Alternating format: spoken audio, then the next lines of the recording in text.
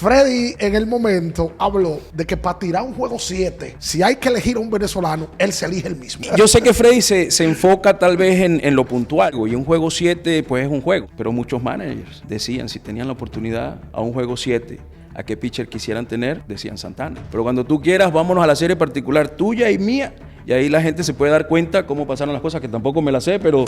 Tú fuiste Cy Young 2004-2006 y en el 2005 quedaste tercero. La realidad es que Bartolo es el Cy Young. Esa es la realidad. Ahora, cuando tú te vas a esos años y ves cómo evalúan todo esto, pues tú siempre te haces la misma pregunta.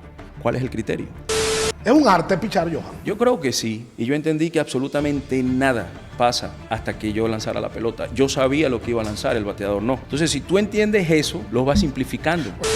Pero también recuerdo mi primer juego en Nueva York, en casa. Me abucharon. Yo ese día entendí que tenía que estar al nivel. Tú no querías Nueva York.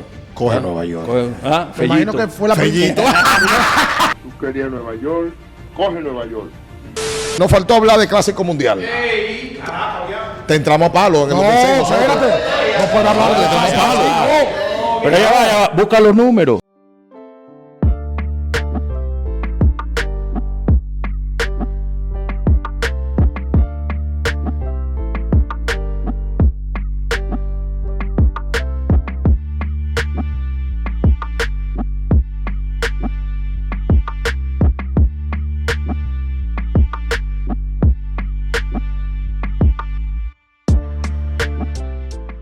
Bien, amigos, saludos. Bienvenidos una vez más a otra edición de Abriendo el Podcast. Agradeciéndole a ustedes, como de costumbre, su sintonía por hacer de este podcast el número 1 de deportes en República Dominicana y América Latina.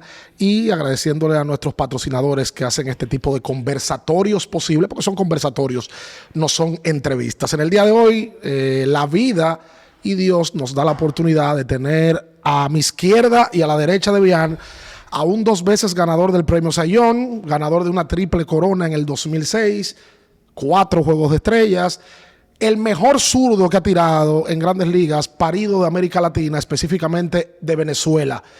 Si no digo que es de Tobar, la gente se pone guapa. Y si no digo que él va a decir dónde está Tobar, dónde pertenece y todo eso, porque yo sé que se debe a Venezuela, pero que ese pedacito de tierra lo quiere mucho. Nos los han pedido muchísimo. Con nosotros, el gocho, Johan Santana. ¡Epa! Gracias. Johan, aclara eso. Tobar, dónde pertenece, porque la gente se pone guapa. Claro. Bueno, gracias por la invitación. Para mí es un placer estar con ustedes. Tobar es un pueblo de los Andes venezolanos. Yo soy andino, de las montañas de Venezuela al suroeste del país. Nuestra capital es el estado Mérida y Tobar está como a 1 hora más o menos de la ciudad.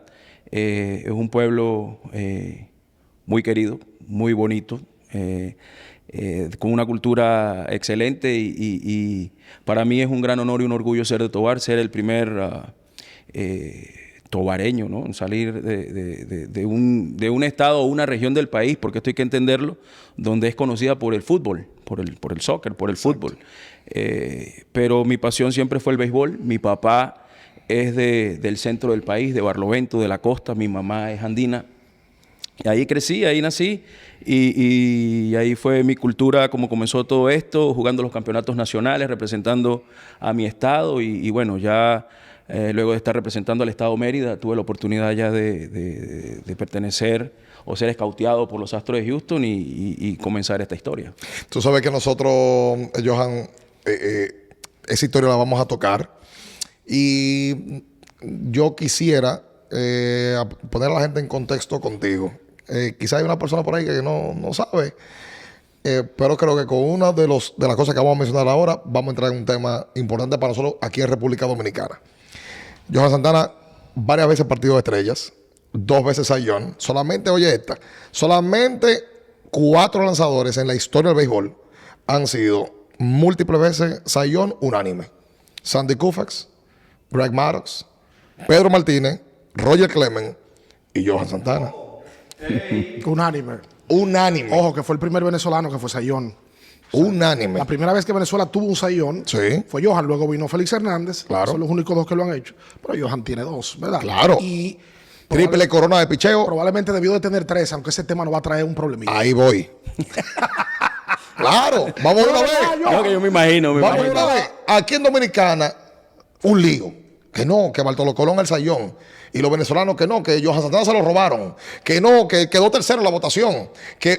Pero fue porque en ese lapso de tiempo, 2004, 2005, 2006, tú fuiste sayón 2004-2006.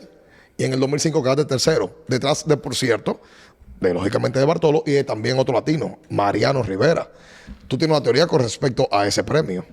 Sí, bueno, mira, la realidad es que Bartolo es el sayón. Eso no soy yo, a pesar de todo lo que quieran decir y como lo quieran ver, Bartolo lo es, ¿no? Claro. Esa es la realidad. Ahora, cuando tú te vas a esos años y ves cómo evalúan todo esto, pues tú siempre te haces la misma pregunta.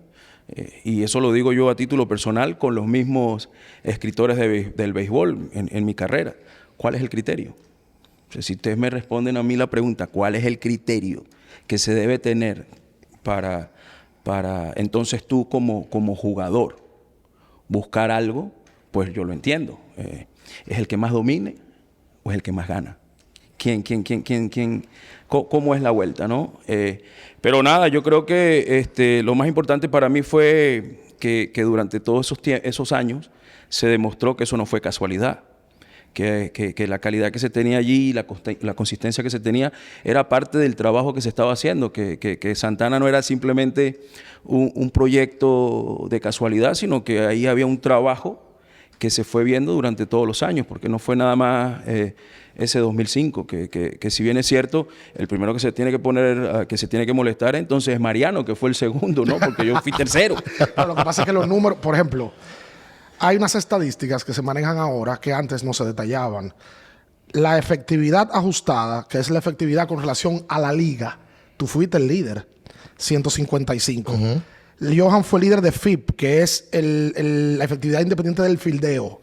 Johan fue el líder de WHIP, que es base por bola Por innings pitch. y por entrada lanzada, 0.90. Pero además, tú fuiste el líder del WAR acumulativo también ese año con 7.2. Léase que la realidad es que si eso hubiese pasado 20 años después, probablemente Johan tuviera 3 sayón de manera consecutiva. ¿A ti te molestó eso en ese momento? Que no ganarlo.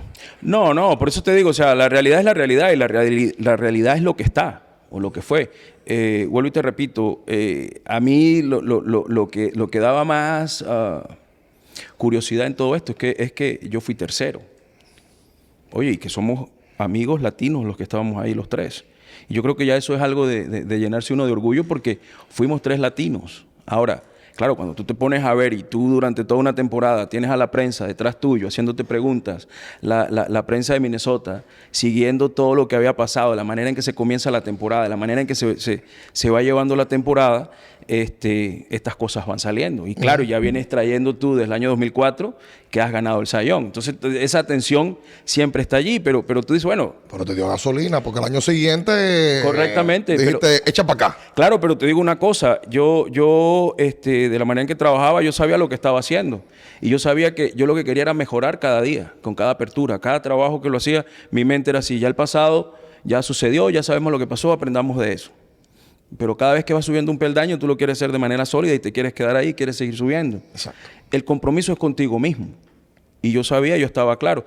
Pero volviéndote al tema, cuando hablábamos sobre eso con la prensa, digo, bueno, pero explícame algo, porque yo sí quisiera entender algo. Y me quito la gorra porque Mariano es el primer Salón de la Fama unánime. También, eso son palabras mayores. Claro. Y es latino. Claro. Y yo decía, ok, le hacía la pregunta a la misma prensa, porque olvídate, ya yo no fui primero, está bien, pero es que no fui segundo. Y la regla dice, según ellos mismos, que para tú calificar como lanzador, no sé si eso ha cambiado, tú tienes que tener mínimo un inning lanzado por juego jugado. Y eran 162. Y luego para tú calificar al título de efectividad. No el sayón. El sayón es un criterio de la prensa. Pero para tú calificar para un premio tienes que tener 162 innings mínimo. Igual como un bateador tiene que tener 3.1 turnos apariciones por juego jugado. Entonces, pero Mariano Ey, No hay forma que un relevista pueda hacer eso. pero por eso te digo, o sea, y yo decía, pero bueno, pero ellos están en sus cosas y lo dicen. Mariano es un caballo, un caballero, y de verdad que eso a uno lo llena de orgullo porque, pues, por lo que él ha conseguido es grandísimo. Y en ese momento recuerdo yo que decía, mira, pero Bartolo, bueno, pero es que es lo que es. O sea, el criterio, y te estoy hablando de la prensa de Minnesota, ¿ok? Yo no te estoy hablando de la prensa en general, estoy hablando de la prensa de Minnesota, que era con el que tú hablabas 1 a 1. Qué poca. No Sí, sé. era poca, pero son escritores también. Sí, por supuesto que de la participaban en las asociación. votaciones, por Sí, supuesto. de la asociación, Claro. donde su voto cuenta. Y Claro. ellos querían hacer un argumento. Digo, pero el argumento es, lo hacen ustedes, no lo hago yo. Yo hice mi trabajo y ya está. Y ustedes son los que lo califican. ¿Cómo lo califican? Ya eso es otra cosa. Ya eso no... Pero eso ya es pasado. Ojalá y uno pudiera en la vida regresar al pasado y cambiar el pasado. Esa no es la Eso vida. es así. Así no es eso no es la realidad. Es que el pasado ya está escrito y de él debemos aprender. Tú sabes que el pasado, me voy a quedar aquí mismo en República Dominicana, y es bueno que tú hagas el cuento. Y que me contentó mucho cuando hiciste la historia. Tú estás aquí ahora mismo, estamos en el evento del Salón de la Fama del Béisbol Latino. Felicidades, has sido ingresado. Muchas gracias. Trajiste a toda tu familia, pero no solamente para la ceremonia. Te llevaste a tu familia a San Pedro de Macorís, en donde estuviste hace 30 años, en una pensión que sigue ahí y que tú querías que tu familia conociera dónde se formó Johan Santana aquí en República Dominicana cuando salió con una maleta de sueños desde Venezuela. Hazle el cuento a la gente de que tú te recordaste de todo, la calle, la pensión, el estadio, todo está intacto. Esas emociones cuando tú viviste ese momento con tu familia ayer, ¿cómo fue? Mira, un sentimiento muy bonito porque uno nunca se debe olvidar de dónde uno viene. ¿Cómo has llegado donde estás? El por qué llegas allí, ¿no? En mi caso, con mi familia, mi esposa es tobareña también. Mis hijos nacieron en Estados Unidos, pero esa cultura de nosotros, pues siempre ha estado allí. Y para mí era importante como padre enseñarle a mis hijos por dónde ha pasado su papá para llegar donde estamos, ¿no? Uno de esos primero empieza, por supuesto, en nuestro pueblo. Todas nuestras costumbres, raíces, tradiciones son andinas, son venezolanas. Pero es que yo a República Dominicana le tengo un gran cariño porque aquí como profesional fue donde comenzó todo. Si bien firmé en Venezuela, mi primer programa fue en el año 96 en San Pedro de Macorís. Y recuerdo perfectamente lo que es el sacrificio, porque tiene que tener un sacrificio. El sacrificio no solamente de jugar al béisbol, sino el sacrificio de vivir el día a día. Porque aquí tú ves que hay ganas, ¿verdad?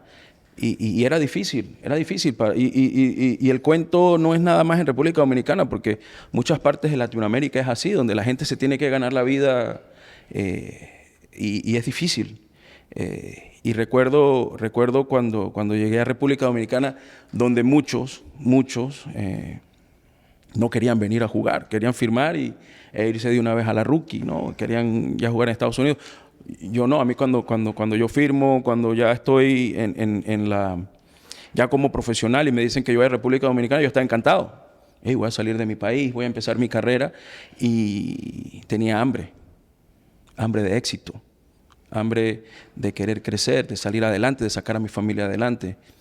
Y regresar ayer a San Pedro fue una experiencia muy bonita porque si bien ha cambiado, cosa que me alegro porque ha cambiado mucho, también recuerdo cómo era todo, ¿no? El Ingenio Santa Fe, que fue donde yo jugué, donde estaba el estadio, compartíamos Houston y Boston.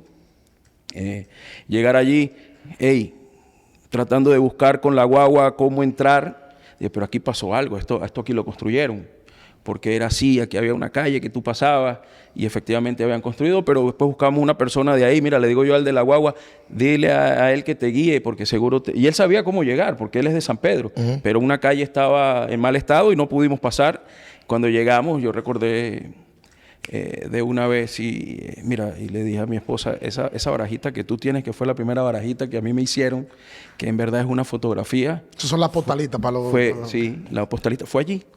Ahí era que estaba, ahora hay un batting cage. Digo, ahí fue. Caminé al montículo y le dije a mi hijo, mira, aquí comenzó todo.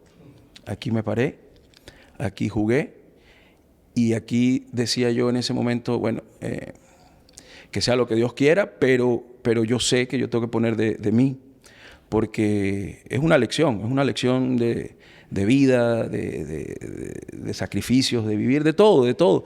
Y ahí lo hicimos, y cuando nos vamos ya, mira, llévame a 714, porque yo sabía que era 714, una esquina que había de un club, y después llegábamos, bajábamos, y la primera calle era una calle ciega, y al final a la izquierda está la casa, y el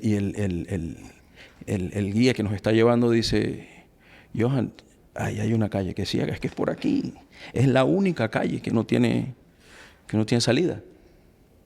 Y efectivamente cuando llegamos, mira, yo recuerdo aquí, uno llegaba, pasaba por aquí en el patio, jugábamos con las tapas de los botellones de agua. Así jugamos. La vitilla. La vitilla. Nosotros decimos chapitas, pero claro, las botellas. Pero esta era de botellón de agua mineral, porque uno tomaba el agua mineral en los filtros. Y ahí comenzó todo. Fuimos a comer. Y cuando llegaste y te acordaste de... Sí. Yo, claro, como te digo, en esos años las calles no estaban todas asfaltadas. No estaba todo hecho, estaban las aguas negras, las estaban colocando. Tienes que tener cuidado, el cruce, el motoconcho, ve para acá, para allá. Y ver que ha evolucionado me llenó de mucha satisfacción, pero también yo quería que mis hijos vieran eso. ¿Dónde empezó Johan Santana? Así fue. Porque yo veo que tú hablas, Johan, mucho tú usas el término sacrificio mucho en tu vida. Y yo vi una entrevista que te hizo Carlos Baerga, muy buena, por cierto, donde tú le dijiste a Baerga que ese sacrificio que tú viviste en San Pedro de Macorís fue un antes y un después en tu vida, porque tú llegaste ahí con un talento nato, pero ver cómo vive cierta gente en República Dominicana y el trabajo que había alrededor, tú dijiste, yo tengo que sacrificarme en lo que yo estoy haciendo para trascender. Y luego entonces surgió Johan Santana. O sea, el sacrificio siempre ha sido un término importante en tu vida. Sí, porque tú también tienes que tener espejos. Tú también te tienes que mirar, tú también tienes que ver y tienes ejemplos. Y yo recuerdo, mira, que a pesar por lo menos en San Pedro, a pesar de que había muchas necesidades, la gente es feliz. ¿Y cómo se es feliz cuando te faltan tantas cosas, no? Y yo eso lo entendí. Pero yo también entendía en ese momento que San Pedro de Macorís era el pueblo, la ciudad de donde salen los Grandes Ligas. Sí, entonces tú dices, oye, pero yo si bien no nací aquí, yo quiero también ser Grandes Ligas. Que eso fue un lío. Ayer cuando nos paramos ahí hay un grupo de hombres hablando y yo estábamos en la iglesia. Y en esa conversación entré y les pregunté que quién era el mejor jugador que había salido de San Pedro de Macorís. Porque yo sé que ese es un tema. Y empezó, Sammy Sosa, el otro para allá, y por allá sale el otro. El mejor jugador de toda la historia de Latinoamérica, ¿quién es? Nos pregunta, digo, no, dímelo tú eres el que... Albert Pujols, ¿no? Y ahí empezó la cosa, ¿no? Que era el uno, que era el otro, que era... y yo dije, bueno, aquí está... es el tema como lo vive el lugareño, ¿no? Sí, claro. Y fue una experiencia bonita. Luego de ahí comimos. Y bueno, después regresamos para lo del evento, pero en verdad fue una experiencia bonita. Que quiero aclarar de que las preguntas fueron dos. Una cosa es el mejor pelotero de San Pedro de Macorís que tú le haces y ellos te hacen la pregunta de cuál es el mejor pelotero de todos los tiempos latinos. Pero otra cosa, porque Pujols no es de San Pedro de Macorís. No, claro, no, él no es de San Pedro, él lo dijo de Latinoamérica. Sí. Yo no, de San Pedro de Macorís. ¿Y para Johan quién es el mejor pelotero de Latinoamérica? Coge ese rol. Oye, yo creo que sin duda Albert tiene lo que él ha hecho en su carrera como lo hizo, sin duda. Pero claro, esto es un problema, es un buen problema de tener. Son esos tipos de problemas que tú quieres tener. Yo creo que Albert, su carrera intachable, Manny, una carrera, Miguelito, nuestro representante de Venezuela, creo que tuvo una carrera excepcional, que que dentro de muy poco deberá ser recompensada, porque creo que lo hizo de una manera tremenda. Pero yo creo que Alex sin duda ha sido el referente. Pero claro, yo soy lanzador. Sí, yo soy pitcher, yo tengo que defender también el picheo, y creo que allí Pedro Martínez también lleva un punto muy grande, porque creo que como lanzador y como persona dejó una huella muy grande en el béisbol. Tú sabes que nosotros tenemos la oportunidad de conversar con muchos peloteros grandes como tú, leyendas. Y todo el mundo quiere saber la historia del inicio del pelotero, que vamos a tocar, porque hay un nombre que resuena, que yo me lo he aprendido, que es don Andrés Reina, que todos ustedes prácticamente pasaron por la mano de él. Pero antes de llegar ahí, anoche cuando vimos a Johan nos habló de un fragmento de la entrevista con Freddy García, que es un pelotero muy particular. Freddy es un tipo que es genuino, no tiene pelo en la lengua, habla claro, a veces dice cosas que la gente no está de acuerdo con él, pero es lo que tú decías, es su criterio personal. Freddy en el momento habló de que para tirar un juego 7, si hay que elegir a un venezolano, él se elige el mismo. No, y le pusimos la opción, o Félix o Johan. Exacto, tan. Y él dijo, yo. Los dos Sayón, Félix Hernández y Johan de Venezuela, y Freddy, que es un tipo que tiene experiencia de Serie Mundial, que no le tocó ni a Félix ni a Johan. Pero si Johan fuera a elegirlo, ¿con quién se inclinara? Es la misma pregunta que le hicimos a Freddy. Mira, yo te puedo decir, también a título personal, por supuesto que la pelota la tomaría yo. Pero yo creo que son las circunstancias también, ¿no? Yo creo que al final del día ese manager que le toque tomar esa decisión no se va a equivocar. Porque creo que nosotros tres, cualquiera de nosotros tres podemos hacer el trabajo, pero sin duda a mí con todo lo que represente no me va a quedar pequeño. Yo voy a salir a hacer mi trabajo y así es este mundo. Es la competencia, es una competencia sana, pero yo si tengo que salir de primero y tengo que dar el primer paso, siempre voy a estar preparado. Lo que pasa es que Johan lo dice igual que Freddy, pero más bonito. Exacto. Pues Exacto. Freddy es más directo, porque Freddy dice y mueve la mano. ¡Soy yo! Porque Freddy, yo sé que Freddy se enfoca tal vez en lo puntual, ¿no? En un juego. Y un juego 7, pues es un juego, no es una temporada, no es una carrera. Y eso yo lo entiendo perfectamente. La ventaja que él tiene sobre nosotros es que, y él tiene toda la razón, yo nunca tuve la oportunidad de ese juego 7. Pero muchos managers decían, si tenían la oportunidad, o gerentes, si tuvieran la oportunidad de tener a un juego 7, a qué pitcher quisieran tener, decían Santana. Entonces, Freddy, es verdad, te quiero mucho, te adoro, te respeto, pero cuando tú quieras, vámonos a la serie particular tuya y mía, y ahí la gente se puede dar cuenta cómo pasaron las cosas, que tampoco me las sé, pero números, pero búscalo. Busca Santana contra García, a ver cuáles son los números. A ver, ¿verdad? A ver cuáles son los números y ya está. Tú y Freddy son panas. Super panas. Sí. Mira, yo Freddy, porque Freddy, aquí hay que entender, Freddy tiene un par de años más que yo, pero cuando yo llego a la Academia de los Astros de Houston en Venezuela, ya Freddy estaba allí. Freddy fue uno de esos jugadores, y con Magallanes también, que me enseñó mucho, ¿sí? Freddy es un gran amigo, Freddy es un gran competidor, y ese Freddy que ustedes vieron allí, ese Freddy en estado puro, ese es él. Porque la gente decía que no, que Freddy llegó contento a la entrevista. Ese es Freddy siempre. Mira, contento, molesto, como sea, como lo vean, ese es Freddy. Freddy se expresa así. Freddy, así mismo, es en el terreno, es compañero y se faja. Ese es Freddy, la verdad, ese es Freddy. Yo lo conozco desde hace muchísimos años y tengo anécdotas con él personales que, bueno, una que te puedo comentar que Venezuela lo sabe, porque Venezuela en el año 2005 vivió una experiencia muy bonita con nosotros, porque tuvimos un encuentro, un juego, donde él estaba lanzando no-hit no-run a Minnesota con los White Sox en el Metrodome. Y yo abrí por Minnesota y yo piché 8 innings en 0 y a él le dan jonrón Jack Jones en el 8º lanzando no-hit no-run para romper el no-hit no-run. Y ese juego lo ganamos nosotros 1-0.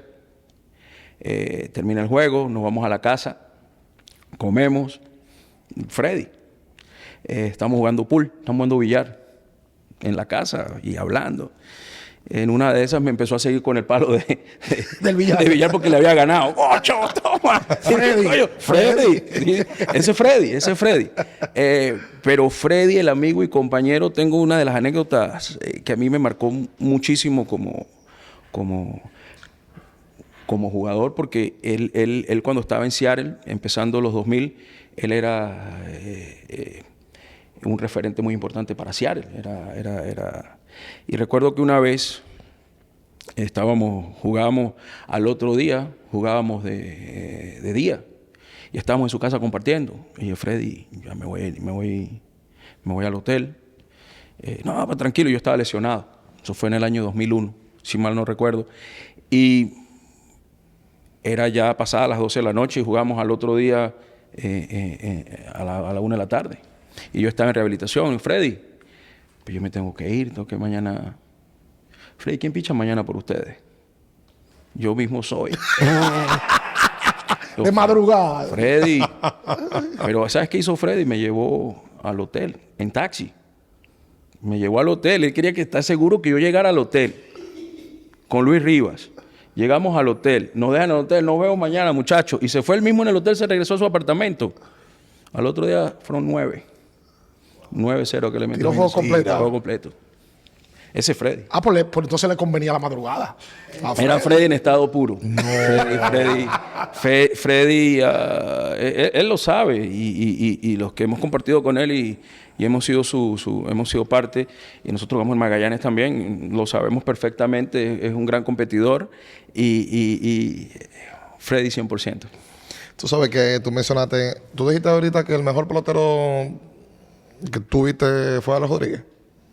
A Pujols. Pujols. ¿Sabes? Me preguntaste sobre un pelotero, pero que yo haya visto jugar.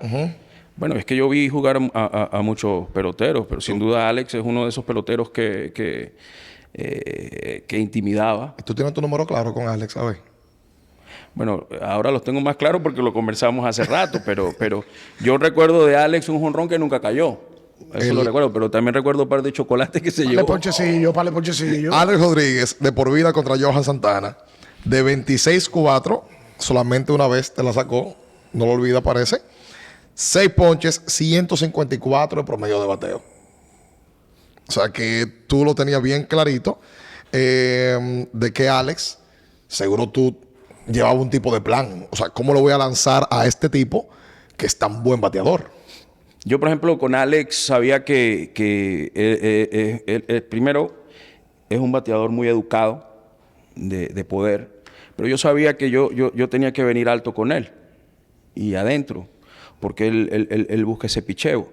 Y siempre, mi manera de pichar siempre en general, no fue en tratar de adaptarme o entender o descifrar al bateador. Yo siempre pichaba a mi fortaleza.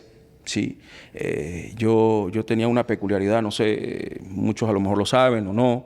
Yo pichaba más del lado derecho del montículo, como zurdo, porque yo sabía cuando establecía mi recta adentro, que era lo que a mí me encantaba, hacía que mi cambio fuera mejor, ¿sí? Y yo siempre estaba allí, adentro, y hacerle las cosas incómodas. Y también, buscar esa zona de strike con el umpire. Uno como pitcher abridor siempre tiene que buscar la zona de strike del umpire y entender ese día lo que el umpire está haciendo, qué picheo te está dando, qué picheo no te está dando. Y yo con Alex trataba siempre de ponerla aquí y subirla un poco porque sabía que él iba a hacer swing. Pero te digo, intimidante, seguro. Pero para mí, mi juego, mami, todos eran iguales. Tú hablas mucho de que tú no te adaptabas al contrario, sino que tú te adaptabas a ti y a tus fortalezas. Hasta que ese jugador no te enseñe a ti que puede con lo que tú tienes, ¿por qué cambiar? O sea, esa es tu identidad. ¿Qué rol juega y qué rol jugó en la carrera de Johan Santana? Vamos a olvidarnos del talento y de todo el trabajo. La fortaleza mental en el deporte, ¿qué rol juega? Es que yo creo que eso es lo más importante que se tiene, porque todos los que están allí tienen el talento físico para hacer lo que hacen. Unos más que otros, sí. La pregunta es cómo tú utilizas ese talento para hacer tu trabajo y en este caso, pues para competir. Porque a ese punto el juego mental es importante. Quien tenga esa capacidad mental de estar tranquilo, de entender, de no dejarse llevar por las emociones. Porque muchas veces nos dejamos llevar por las emociones. Y yo era ese tipo de persona, me la sacaban de jonrón, vamos con el próximo. Que no pasa nada, ¿eh? El próximo, venga el próximo, que ahora voy a recuperar eso que sucedió. Y si tú mentalmente no estás preparado, es difícil, es complicado. ¿Por qué? Porque no es nada más lo que pasa dentro del terreno, todo lo que pasa alrededor de un juego de pelota, todo lo que pasa alrededor de la persona es importante. Porque vuelvo y repito, dejarse llevar por las emociones, por el ambiente, eso es complicado y tienes que saberlo llevar de una manera donde siempre y cuando tú estés claro de por qué estás allí y lo que quieres conseguir y sepas cuál es tu norte, tú deberías estar bien. Hace un tiempo tú mencionaste, Johan, que a ti te gustaba pichar adentro porque la recta adentro te hacía mejor el cambio de velocidad. Ese cambio debe de ser uno de los cambios más preciosos que nosotros hemos visto en el juego. Daba gusto verla. O sea, que hay deportistas que son estéticos y que uno lo ve. Verla, yo imagino que hay muchos venezolanos que querían ser y pichar como Johan. Porque aparte de tener éxito, Johan pichaba bonito. No sé si la gente me entenderá lo que estoy diciendo. Pero ese cambio no llegó de la noche a la mañana. ¿Cómo Johan perfeccionó un picheo que en algún momento fue el picheo más dominante de Johan, combinado con la recta, y probablemente el mejor cambio de Grandes Ligas? ¿Cómo tú lograste tener esa eficiencia con ese picheo? Mira, fue un trabajo que se hizo pues poco a poco. Yo cuando estaba en ligas menores con Houston, yo comencé con los Astros de Houston, yo pues era abridor. Yo en la rookie y las clases A que jugué, mi compañero de rotación y de equipo era Roy Oswalt y Tim Redding. Ambos jugaron en las Grandes Ligas y Oswalt tenía una peculiaridad, que él lanzaba una curva que era inmensa y súper lenta. Y a mí me querían que yo lanzara una curva así, y yo lo hacía, pero yo tenía que parar mucho para hacerlo. Después me fui más con el slider, y yo tenía mi cambio, pero no era un cambio, por supuesto, al que después conseguí. Pero yo entendí en el año 2002, cuando yo estaba en Grandes Ligas, yo quería ser abridor, pero eso no es algo que tú controlas. Tú no controlas absolutamente nada de eso. Eso es gerencia y es el manager. Además, eres novato. Y no solamente eso, yo era regla 5. O sea, yo no tenía esas opciones de decir, mira, yo quiero hacer esto. Yo no tuve la dicha que a lo mejor han tenido otros que desde que llegan a las Grandes Ligas son abridores desde el día 1. Yo no, yo tuve que, si bien era cierto que era abridor en ligas menores, cuando llegué a Grandes Ligas, era el número 25 de un roster de Grandes Ligas y tenía que ver cómo era el juego, entender cómo era esto y entendía que para ser abridor tienes que dominar 3 picheos. Okay. Los tienes que dominar y en el año 2002, cuando me dicen que iba a ligas menores, bueno, este es el momento porque yo quiero ser abridor. Yo me fui, sabía que era mi año de arbitraje, pero me fui también con la mente de que quería trabajar para ser abridor, y ahí es donde comencé a trabajar con Bobby Cuellar, que era el coach de picheo de los Twins en AAA. Comenzamos a trabajar, Bobby, yo quiero lanzar más el cambio. Sí, yo quiero... Y comenzamos a hacer ese grip que yo tenía al círculo, pero yo fui entendiendo, por ejemplo, y a lo mejor aquel que lanza, que es pitcher, lo tiene que entender. Muchas veces te dicen, no, el cambio tiene que salir suave de la mano y no tienes que... Pues yo no compartía eso. Yo decía que el cambio tiene que salir de la misma intensidad con que lanzas la recta, ¿sí? Y cuando tú lanzas la recta, en verdad tú la tomas bien. Y yo igualito hice lo mismo con el cambio. ¿Qué hice yo con el cambio? Meterlo más en la palma de la mano, hacer el círculo y buscar de que las costuras, estando cruzadas en los dedos, pudieran generar esa fricción que hiciera que... Permíteme una pelota. ¿Cómo? Entero, bien. Aquí. Así es, ¿no? Entero, bien. Mira. Entero. Buena mano. Es que yo lo tiraba. Buena mano. Cuidado. Cuidado por aquí. Bueno.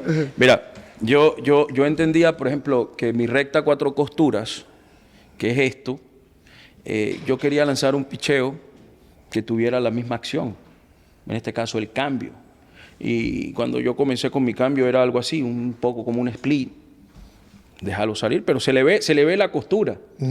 Y los bateadores reconocen esos picheos.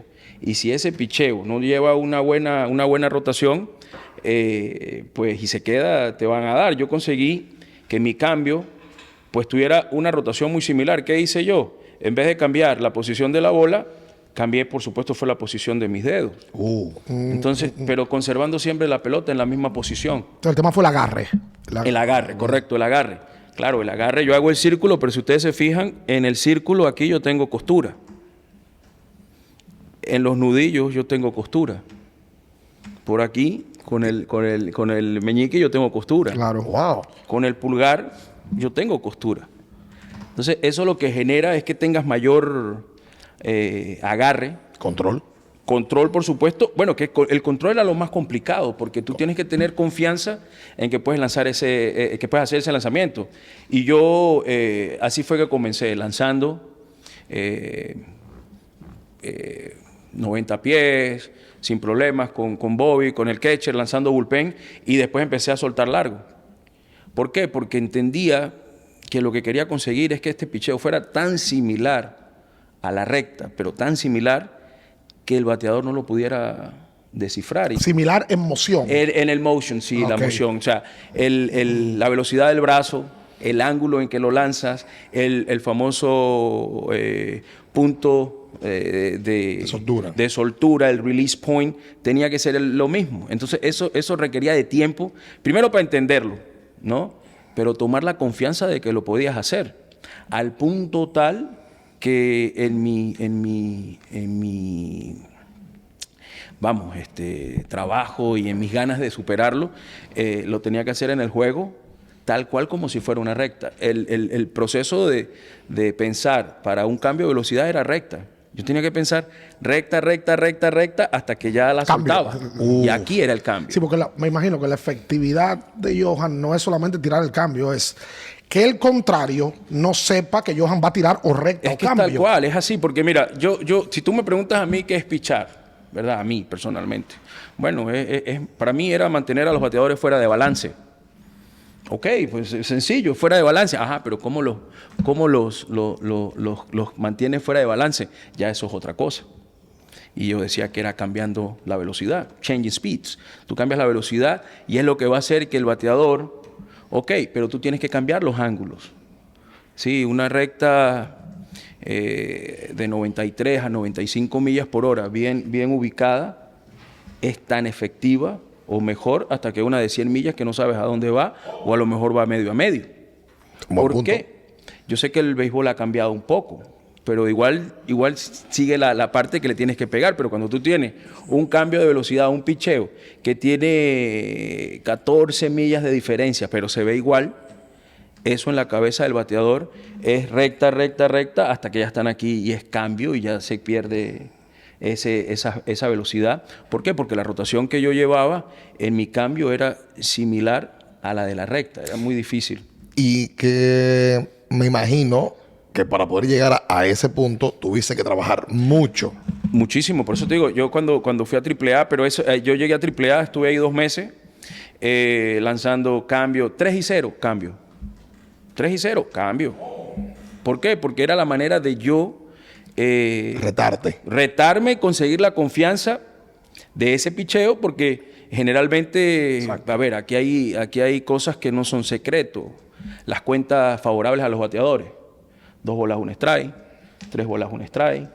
Esos son cuentas que el bateador tiene control. Te va a hacer daño. Claro. Porque si tú le lanzas una recta, el bateador te va a hacer daño. Sí, y el bateador va predispuesto a eso. Cambio. Yo lanzaba un cambio 3-2, cambio. Es más, yo lanzaba cambio 3-0, cambio, medio a medio. 3-1, cambio, que es hitters count. Y después le lanzaba recta medio a medio. 3-2, fuera de ahí. O sea, al revés totalmente. Al revés, porque como 3-0, 2 rectas y después el cambio. Es lo que te digo, esa es la belleza de pichar. ¿Es un arte pichar, Johan? Yo creo que sí. Yo creo que se siente bien cuando tú tienes esa parte que lo haces de una manera donde tú tienes el control. Porque esa es la verdad. Yo sé que hoy en día pues el béisbol ha cambiado mucho y hay tiempo y son que 15 segundos, ¿no? Que hay entre picheo y picheo. Pero yo era ese tipo de pitcher que sabía que nada, absolutamente nada iba a pasar hasta que yo no lanzara la pelota. Eso lo tuve que entender, ¿no? Y yo entendí que absolutamente nada pasa hasta que yo lanzara la pelota. Yo sabía lo que iba a lanzar, el bateador no. Entonces, si tú entiendes eso, lo vas simplificando. Oye, Johan es un estudioso del juego. Oye, Porque, señores, hablando en serio. oye, lo voy a decir, lo tengo que decir. Sí. Tenemos límite de tiempo, para que estén claros. Pero esto va a tener que tener segunda parte obligada. Sí, porque que, óyeme, yo... Por este tipo es un filósofo. Tú sabes que la entrevista usualmente es de la vida del pelotero y de lo que ha pasado en su carrera y en su vida, pero tú tienes la particularidad de que veo que estudiaste el juego, pero tienes también la facilidad de explicarlo. Por ejemplo, tú dijiste hace 5 minutos que es mejor tener una recta 94-95 bien localizada que una recta 100 millas por el medio, porque el bateador que está ahí la va a batear. Y yo pensé de una vez en Greg Maddux. Y dije, Maddux inclusive ponchó 3,000 tirando 92, 93. Tú nunca topaste 100 millas tampoco. No, es que ni me acuerdo. Yo no, para nada. Yo una vez por allá 97 y todo el mundo, Johan, lanzaste 97. Oh, ok, bien. Pero no, yo no pensaba en la velocidad. De hecho, joven, sí, tú crees que tú puedes lanzar. Duro. Sí, duro y esto, pero ya después te vas dando cuenta, sobre todo cuando tienes esa responsabilidad de ser el número uno y de llevar a tu equipo. Tú tienes que llevar a tu equipo a un sexto, séptimo, octavo inning. Y eso lo tienes que saber administrar. Y yo también, y te digo, y pueden ver mis estadísticas, en los primeros innings es cuando en verdad te hacían más daño. Porque ese es el inning que tú estás buscando cómo establecer tus picheos. Después que yo establecía mis picheos, buenas noches. Porque ahí tú entrabas en tu zona de confort. Sí. Sí, porque tú, si tú no tienes confianza en ti mismo, entonces ¿quién? ¿No? Tú tienes que tener la capacidad de hacer tus cosas con confianza y hacerlo porque todo al final del día va saliendo y tus compañeros también pues esperan eso de ti, la fanaticada espera eso de ti, pero es que ya eso te convierte a ti en una parte de lo que tú eres. Tú sabes que esa está buena y quisiera tu opinión con respecto a lo que está pasando hoy en Grandes Ligas, que es picheos a 100 millas como nunca antes se ha visto. O sea, se le está cargando a muchos brazos, por un lado, a tirar bien duro. Hoy, ese es el juego. Hay que tirar duro, pero también la salud no se preserva. Tú, de la vista tuya como lanzador, ¿cuál es tu opinión de cómo está el juego al día de hoy? Mira, es que yo creo que yo creo perfectamente en la evolución, eso yo lo entiendo. Pero también creo que esa esencia del béisbol se debe preservar y se va a preservar porque igual la tienes que lanzar, la tienes que batear, tienes que correr.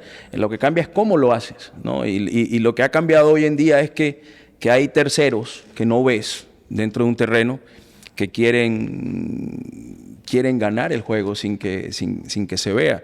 Y eso pues trae consecuencias porque si bien es cierto que hay lanzamientos rápidos, también hay lesiones. Fíjate que yo, por ejemplo, he estado un par de veces con Minnesota en los campos de entrenamiento y tú ves, me dice, Johan, él lanza 100, pero ahora hay que enseñarle a pichar. Entonces, tú quieres hablar con ellos y uno habla con ellos, claro, ellos te respetan, te admiran, pero cuando tú hablas con ellos, ese lenguaje es muy digital. Exacto. Es muy digital. Sí, porque todo es un ángulo, todo es una rotación, un radio de acción, todo es un número. Y ese número, en esa conversación o en esa traducción, cuando hablas de lo digital a lo que es estar allí, pues se pierde mucho tiempo, a pesar de que el tiempo son 15 segundos. ¿No? ¿Por qué? Porque esos muchachos de hoy en día están de esa manera es que ellos maquinan. Digo, mira, si tú haces esto y esto, tú vas a estar bien con la parte digital. Pero tú tienes que entender lo que vas a hacer. Yo estaba con Minnesota con Durán trabajando. Durán estaba trabajando con su curva. Johan Durán, dominicano. Johan Durán, claro, dominicano. Y Durán, muchacho, tú lanzas 100. Tú lanzas esto. Y no va para aparte, tú vete para allá, que ahí hay hambre. y tu gente tiene necesidad, ¿verdad que sí? Eso es lo que no se te puede olvidar. Esas las ganas que tú tienes que tener de jugar la pelota. Lo demás que te digan, vaya para allá, ya está. ¿Por qué? Porque tiene un gran talento que no se puede quedar nada más esperando que le digan qué tiene que hacer. Yo creo que ese tipo de talento, oye, que salga, ¿no? Que se gane la vida, que lo entienda. Por supuesto, es un gran lanzador con un talento enorme, pero en eso estamos, ¿no? Yo creo que al final del día, hey, la pelota se tiene que lanzar. La pelota se tiene que batear, la pelota se tiene que agarrar, se tiene que coger, te tienes que hacer todas estas cosas. Si tú no haces eso, pues se ha materializado tanto que se desecha también talento. Sola. Ojo, porque eso hay que entenderlo también. Hoy en día se desecha mucho talento. O sea, tú lo firmas y como todo es un complacer una parte digital o tal vez o algo que ellos crean como organización, que esto es lo que ellos quieren, pues desechan, mira, ya este no pasó, el ciclo de este ya pasó, viene otro, y así van. Y así Lo que ha llevando. cambiado es, lo que veo es que porque nosotros hemos dicho, no, que ahora se juega otro béisbol. No, se juega la misma pelota, porque son 9 peloteros, hay que batear, hay que pichar, pero lo que tú explicas es que se ha cambiado el lenguaje. Por ejemplo, sí. o sea, ahora se habla mucho de estadística, de speed range, de exit velocity. Antes la explicación para usted era más práctica. Mira, que yo te digo una cosa, y te lo digo a título personal, porque nosotros cuando hacíamos las reuniones, nuestros escauteos, nuestro scouting report, eso era un libro así. Hoy en día es una computadora o un iPad y te da la información así. Está bien, yo creo que eso me hace la vida más fácil, ¿no? Sin embargo, yo sabía a título personal que yo no podía pichar igual. No, este no batea el slider, pero ¿quién le lanzó el slider? Randy Johnson. ¿Y quién le pega a Randy Johnson? El slider mío no es el de Randy Johnson. No, mi slider no.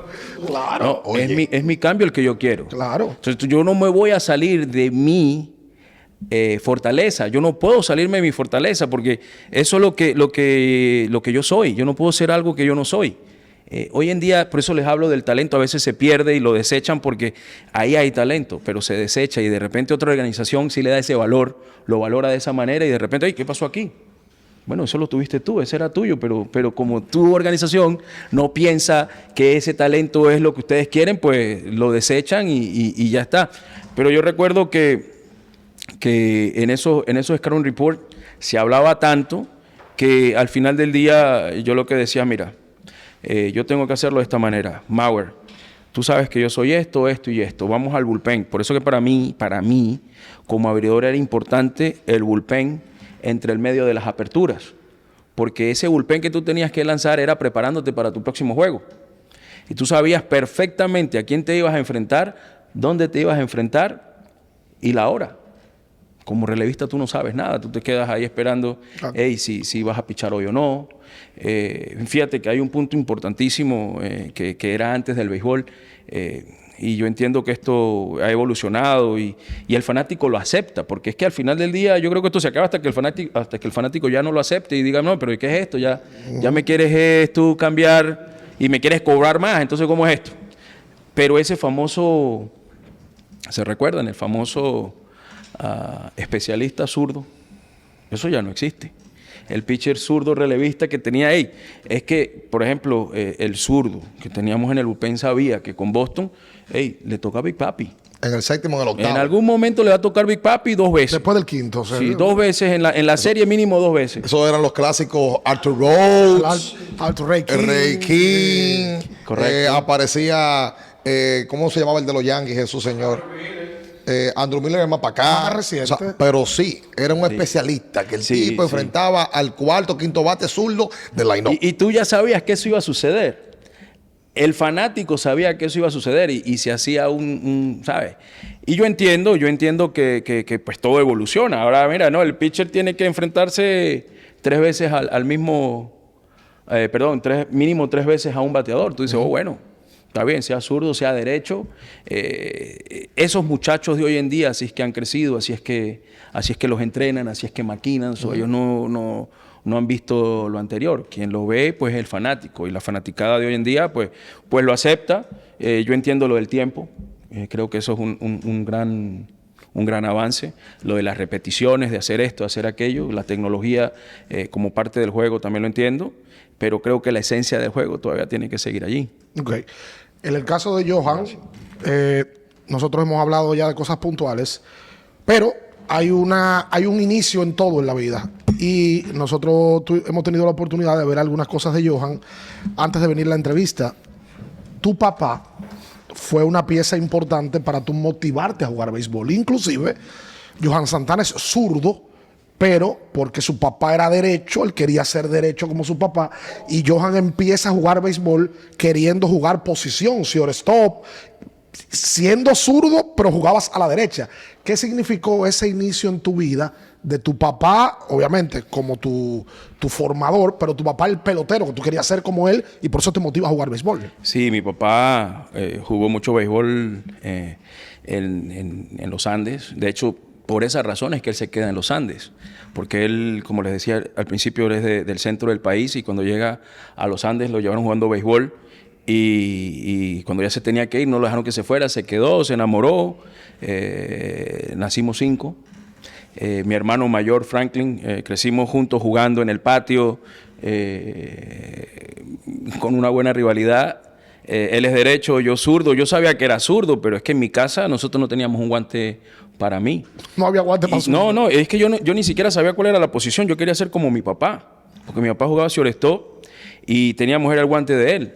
Y en ese entonces, pues, tú veías los juegos de la Liga Venezolana por televisión, porque es que nosotros en los Andes no tenemos esa facilidad de decir, mira, voy a ir a un juego de pelota del béisbol profesional. Está lejos. Es lejos. Entonces, pues uno jugaba en la casa y así comencé yo. De hecho, yo la primera vez que fui a un juego, a un campo de pelota, fue en Chores y en franelilla. y sin gorra, nada. Y a mí me mandaron para mi casa. Tú no tenías uniforme. A mí me dijeron, mira, si usted quiere jugar béisbol, pues usted tiene que venir para acá como un jugador de béisbol. Pero yo en ese momento no sentí que me estaban corriendo, que salte de aquí, ¿sabes? Yo, por el contrario, llegué a mi casa y empecé a buscar entre las cosas de mi papá. Mi papá no estaba, claro está. Y me pongo a buscar a ver cuál era el uniforme más pequeño que tenía mi papá. Y el uniforme más pequeño que tenía mi papá me quedaba inmenso. Al otro día regresé uniformado, con los pantalones, todo. Mira, aquí estoy, quiero jugar pelota otra vez. Y yo quiero jugar. Y me dicen, ok, bueno, está bien. ¿Y qué posición juega usted? Y ahí, donde va mi papá. Ahí en el medio de tercero. Yo jugaba a lo derecho porque no tenía opción de ponerme un guante en la mano derecha. Y cuando me prestan un guante yo empiezo a jugar tranquilo, y empiezo a batear y yo le pegaba las dos manos y para allá y para acá y digo, pero espérate. Pero juega. No, bueno, yo juego, a mí me gusta. Chiquilines se llamaba el equipo que yo comencé de niño. Y cuando estábamos jugando pasó una semana, teníamos un amigo también que era zurdo. Cuando yo agarré el guante zurdo y empecé a lanzar, él me pregunta, el profesor Rubio me pregunta, pero ¿usted es zurdo? Sí, yo lanzo con esta mano. Y empiezo a utilizar un guante zurdo. Pero espérate. ¿Es que tú eres zurdo? Digo, sí, yo con esta. Pero yo no tengo guante. Entonces, tenía otro compañero que era zurdo. Yo creo que en la casa tengo otro guante. Y nos vamos a buscar ese guante que él tenía dañado, ya todo, pero lo conseguimos. Yo le puse alambre, lo arreglé y así comencé, jugando centerfield. De ahí fue donde empecé a jugar centerfield, era que lanzaba, era que ya te sueltas y ya sabes que estás jugando cómodo, ya era parte del equipo, ya era de la organización, ya era de los campeonatos, y ahí comenzó esa historia, pero fue así. La primera vez que yo fui a un estadio de béisbol me mandaron de vuelta para mi casa. Centerfield zurdo, ¿quién era tu pelotero favorito cuando...? Ken Griffey Jr., Ricky Henderson. Esos dos jugadores del béisbol marcaron en grande mi pasión por el béisbol. Mi paisano Andrés Galarraga y Omar Vizquel, para mí referentes de ese béisbol que te llena, que te hace sentir bien. Ellos para mí en mis comienzos fueron ellos. Y cuando conociste a Griffey Jr. en Grandes Ligas, ¿te acercaste, le dijiste algo, te recibió? Mira, el dato más curioso es ese primer año de Minnesota en el año 2000 en los campos de entrenamiento. Él estaba con Cincinnati, en Sarasota. Y me toca picharle a Cincinnati. Y mi jugador favorito está allí, lo estoy enfrentando. Y lo veía con admiración y al mismo tiempo con hambre.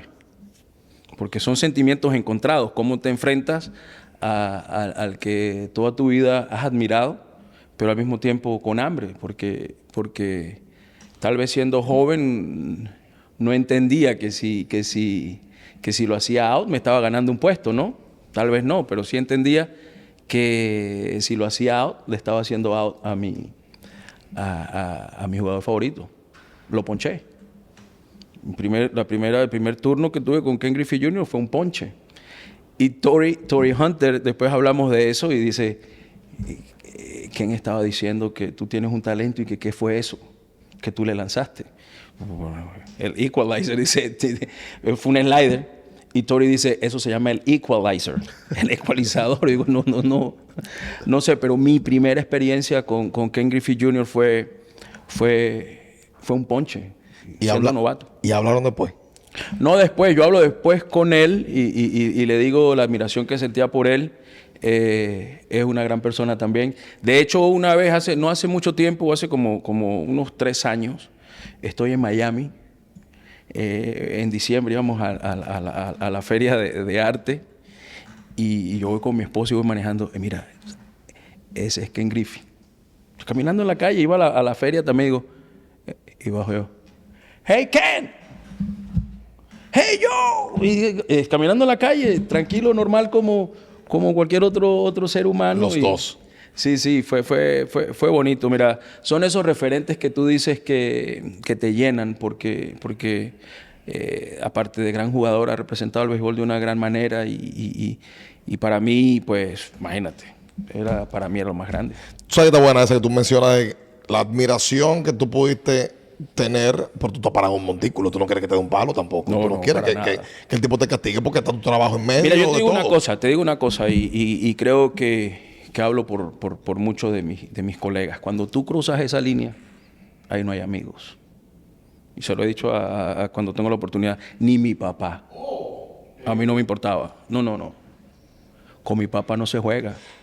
Y mi papá es mejor que sea mi papá fuera del terreno de juego. Pero cuando uno cruza esas 2 líneas, ahí no hay sentimientos.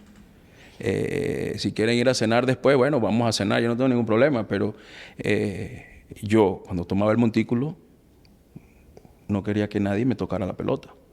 Y esa es la actitud que debes tener, sana, por supuesto. Por supuesto. No, de deporte. Lo que pasa es que dentro de la línea de cal, yo quiero hacer un trabajo y tú quieres hacer otro. Y ahí nos vemos como enemigos dentro de la línea de cal. Por cierto, hay una anécdota graciosa que imagino que en Venezuela es muy popular. Y es que cuando tú te enfrentas a Félix Hernández tiene la oportunidad de tu jonrón con las bases llenas. Pero tú me decías anoche, imagino que eso en Venezuela es súper viral, de que después del juego ustedes fueron y cenaron. Correcto. ¿Qué pasó? Háblame de ese turno, porque un pitcher como Félix, tú, uno de los mejores zurdos, que te dio un jonrón con la base llena. Claro. ¿Qué pasó ahí, Johan? No, mira, es que nosotros, yo venía de la Liga Americana también, y a nosotros nos dicen perfectamente siempre, no hagas swing, cuidado, no te lesiones, ¿no? Sabíamos, generalmente al pitcher tú le vas a lanzar una recta alta y afuera, si va a hacer swing, va a dar un fly, o va a fallar, o va a hacerse out. Fácil. Y así fue con Félix. Ese lanzamiento que le hice, que fue una recta alta, pues le pegó y por suerte de él la pelota se fue. Y ha sido un tema pues gracioso, porque a mí lo que me da risa a mí es que generalmente cuando hablamos de nosotros se habla de eso y no se habla de lo grande que ha sido en el montículo. Claro. Exacto. Sino que se habla de ese batazo. Y digo, mira, Félix, ¿sabes qué es lo más gracioso de esto? Es que tú no ganaste el juego. Diste no, pero no ganaste el juego porque él salió lesionado, pichó 4 innings y 2 tercios. Y después nosotros nos fuimos a la casa y fueron como 70 arepas que se hicieron. Sí, porque estaba Carlos Silva. Carlos Silva traga. Pitcher también. Estaba Andy Chávez, cómo come. Ese flaquito come. Estaba Celestino López también. Todos, o sea, habíamos varios que estábamos allí. Y lo que hicimos fue compartir, comer arepas. Y de verdad que nadie habló de eso. Fue la prensa después y todo esto que se habla. Pero a veces le digo a Félix, oye, es que es impresionante que entre tú y yo, el highlight tuyo y mío sea ese jonrón y no sea lo que se hizo en el montículo. Y ustedes se admiran mucho ambos. Sí, sin duda. Yo creo que, mira, Félix tiene un gran talento que lo disfrutamos por un tiempo.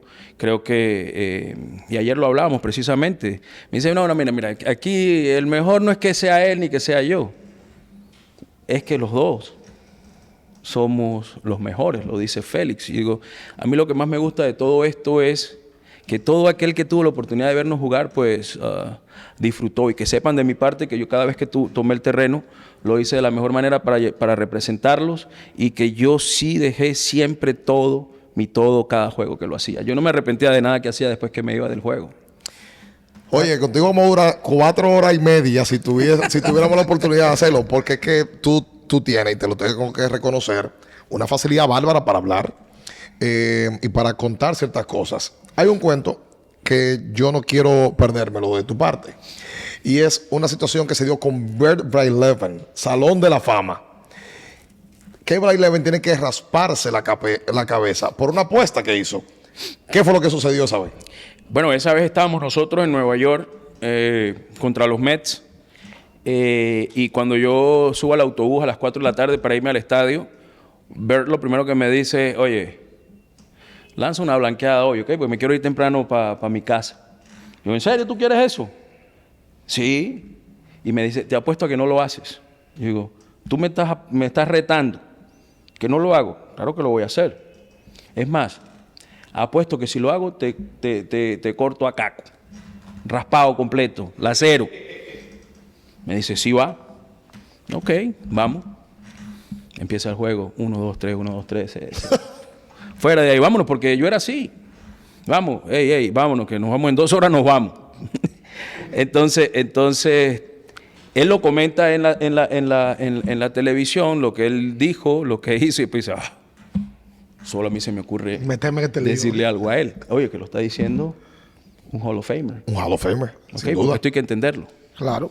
Entonces, que hacía lo que quisiera en el montículo. Y cuando termina el juego, que nos vemos, me dice, sí, pero es que solamente ponchaste a uno. No, pero tú no me dijiste que ponchara a nadie. Tú me dijiste blanqueo. ¿Esa fue la apuesta? Eso fue la apuesta, blanqueo.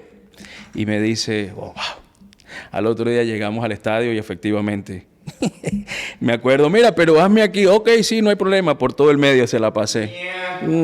Por ahí se fue todo. Porque tú mismo se la pasaste. No, que yo mismo fui, ven para acá, completico se le fue. Y fueron esas cosas que al día de hoy todavía nos acordamos de eso, nos reímos porque fueron momentos y él dice, es que tú eras impresionante. Hay juegos puntuales que tienen los lanzadores que llaman la atención. Yo me imagino que tú te recordarás las fechas. El 19 de agosto del 2007, Johan Santana le tira un juego a Texas de 17 ponches. Ojo, tú no completaste el juego, tú tiraste 8 innings, ponchaste 17, te dieron 2 hits. Te lo dio un dominicano los 2 hits. El que estábamos hablando ahorita, que probablemente es el mejor pelotero que ha salido de San Pedro, te lo dio Sammy Sosa. Correcto. ¿Qué tú recuerdas de ese juego, Johan? Mira, yo recuerdo que ese día pues era temprano.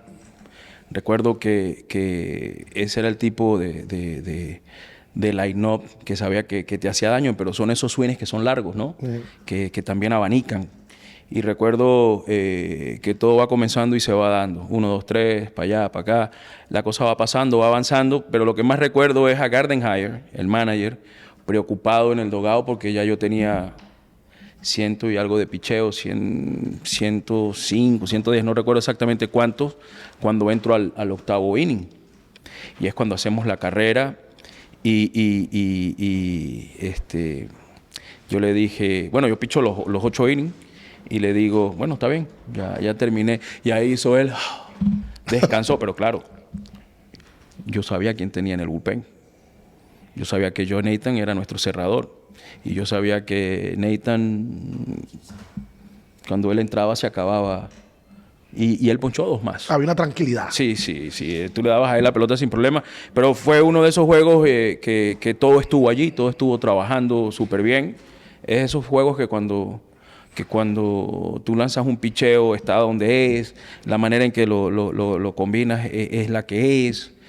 Todo. Es que yo tenía una peculiaridad también en el Metrodón, y lo comentaba anoche también, es que el Metrodón, a pesar de que a muchos no les gustaba, que a lo mejor era incómodo para ver un juego, que a lo mejor al visitante no le gustaba ir porque se perdía la pelota allá arriba, para mí era importante porque en el Metrodón, siendo un estadio cerrado, el clima no influye. La brisa. No, y la brisa, pero es el frío. Generalmente ese frío que te molesta, el viento que a lo mejor puede molestar, la hora siempre es la misma, o sea, ahí no cambia Cerrado. que si está anocheciendo, que si está, qué sé yo. Siempre era lo mismo. Y ese era un punto importante, porque cuando eso tú lo llamas casa, tú tienes que entenderlo. Exacto. Y yo lo entendía perfecto. Eso te jugaba a favor. Yo lo entendía perfecto, porque a mí me gustaba. A algunos de mis compañeros no les gustaba. Claro está, porque es incómodo, o era incómodo. Pero allí hice yo mi carrera, esa era mi casa y lo entendí. Y como toda casa, la hice acogedora. Tú sabes que ese partido que te dice Ricardo es el mejor partido de la carrera de Johan Santana según estadísticas, según el Game Score. Es el mejor de todos los tiempos para un pitcher de los Mellizos. Impusiste récord de ponches ese día, fueron 17. Y lo mencionan como el mejor para cualquier pelotero en la historia que no haya tirado partido completo. Por eso te lo señaló Ricardo, que tú no completaste el juego. Puntualmente es difícil tú ponchar 17 y no completar el juego. Exacto, porque pudiste haber tenido chance de ponchar 20. Que esa era la crítica que se hacía en ese sentido, ¿no? Porque decía, ¿por qué no pichaste el noveno? Claro. Y era porque el tema de la... Pero era la cantidad de picheos que ya yo tenía. Ya desde el séptimo inning, el manager, el coach de picheo andaban, oye, pero ya son más de 100 picheos que llevas. Creo ya llevaba 115, 119 cuando terminó ese octavo inning. Y el número siempre clave para nosotros los abridores era 100. Exacto. 100 picheos. Ahí era donde se tomaba la decisión. Sí, lo dejo. ¿Queda o no? No, ese es el... Cuando tú lanzas 100 picheos en el cuarto o quinto inning, la decisión es fácil. Para afuera. Pero ya cuando estás en un séptimo, un octavo inning, ahí es donde viene la gran pregunta. Y ese juego que tú llevabas. Tú dices que ese juego tú no te sentías bien, que te sentías muy bien, pero el del no-hitter, tú dices que tú no te sentías tan bien. Ese juego sí es Eso verdad fue que fue. 1 de junio del 12. Johan le tira un no-hitter a San Luis, pero ahí tú no te sentías como te sentías el día de Texas. No. Ese juego, de hecho, calentando... De hecho, bueno, ustedes saben, ahí yo lancé varias bases por bolas. Es ese momento en que, oye, no todo está allí, pero fueron las circunstancias, todo se fue dando. A medida que va pasando el juego, pues lanzaba el picheo correcto cuando debía hacerlo. Y así fue que poco a poco esto se fue dando y lo pude hacer. Fue bastante trabajo, pero al final del día la satisfacción de celebrar ese último out, como se celebró en las circunstancias en Nueva York, siendo la primera vez, es uno de esos sentimientos que te marcan por toda la vida. ¿Y a quién se lo tira? Porque se lo tira a un equipo de trascendencia del béisbol, a San Luis. Campeón de la Serie Mundial el año Beltrán, anterior. Furcal, Campeón Matt de Holliday. los campeones. ¿Qué se hace el día de un no-hitter? Se acabó el juego. ¿Qué hace Johan Santana? ¿Se va a cenar? ¿El equipo lo invita a alguien? Mira, yo salí del estadio como a la 1 de la mañana. Yo lo que quería era dormir. Yo salí y me regresé a mi casa.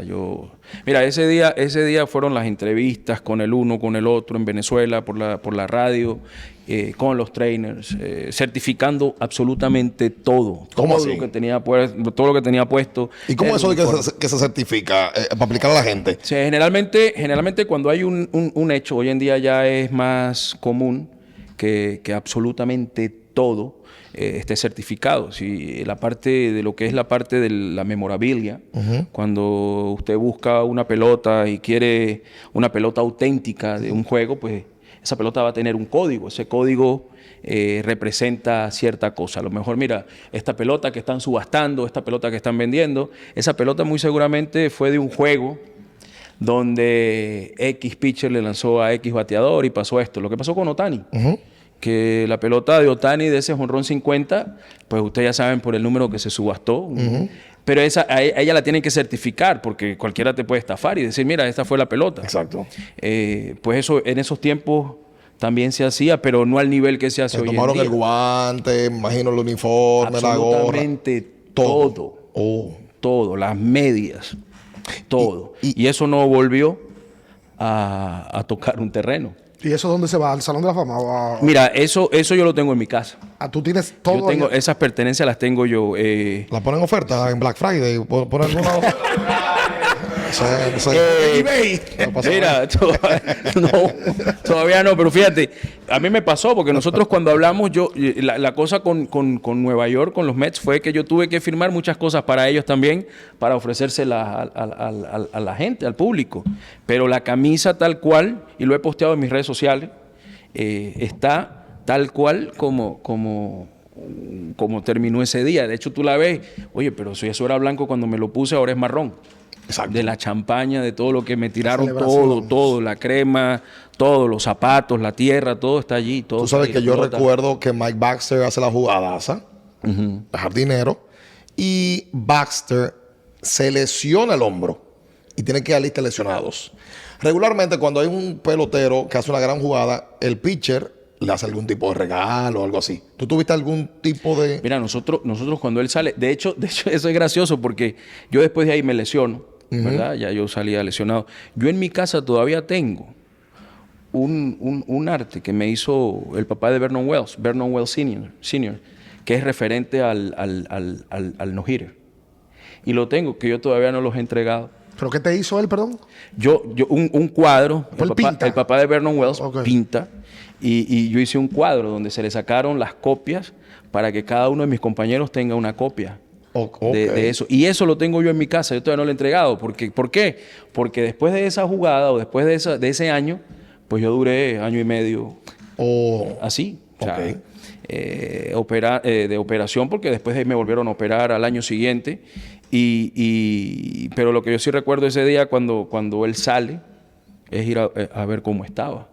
Porque él estaba en el clubhouse, en el training room, y le di las gracias porque fue impresionante lo que él hizo.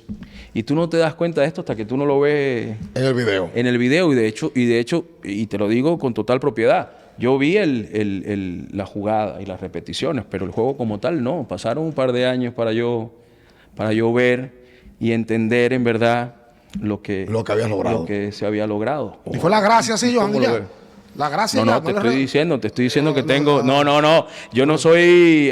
que se dice que no, que ese tacaño, que ese no cuidado, suelta. No, porque no soy... No, te preguntamos por qué tipo que dicen, no, mira, fulano que echó el juego del no-hitter le regaló un reloj. A Ricky Henderson, Miguel Tejada dice que Ricky Henderson le regaló un Mercedes-Benz. Y luego él se lo devolvió a la hija de Ricky Henderson. Y como que hay un tema de camaradería entre los peloteros. Claro. De cierto agradecimiento Sí. por algún tipo de jugada, algún tipo de campaña. Por ejemplo, nos enteramos en estos días que en Grandes Ligas los pitchers le dan propina a los catchers de bullpen. Seguro. Y incluso un catcher de bullpen menciona que hay un lanzador Sayón que le dio $100,000 de propina. Porque ganó el Sayón y le dijo, si lo gano, te lleva 100,000. Y se lo dio. ¿Tú tuviste algún tipo de acción así con compañeros de equipo, con lo de bullpen y demás? Sí, seguro, con el bullpen, con tus catchers, con mis catchers en el primer Cy Young también terminaron con un reloj. A ver. También, sí, claro. Para que claro. Johan es humilde, no le gusta lo No, esas son cosas que... Yo Mira, yo recuerdo...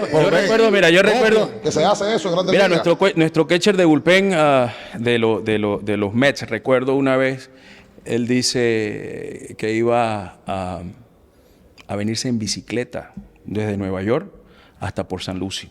¿Cómo? No, tú, Racanelo, tú, de Nueva York en bicicleta, sí, lo voy a hacer. Y se hizo lo que decimos nosotros en Venezuela, la vaca, una vaquita, cada quien pone... Un serrucho, el dominicano. Y yo dije, yo te doy tanto si tú lo haces. No. Y él dice, no, yo sí lo hago.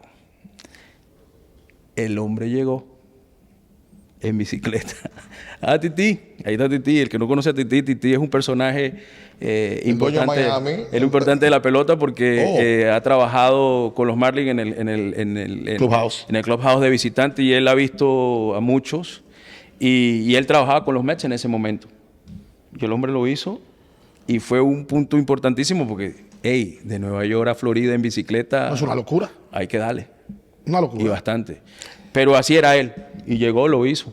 Tú sabes que, hablamos del mismo tema, cuando tú llegaste a Grandes Ligas, ¿quién fue que te acogió? Que te dijo, bienvenido Johan, echa para acá, tú estás en Grandes Ligas.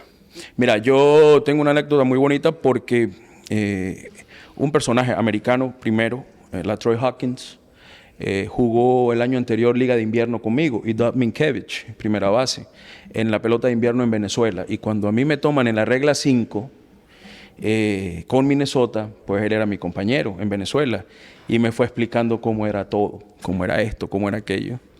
Pero hay dos personajes o tres personajes en mi carrera que cuando yo llego a Minnesota me atendieron como nunca. Cristian Guzmán, dominicano. Vanilejo. Héctor Carrasco, dominicano también.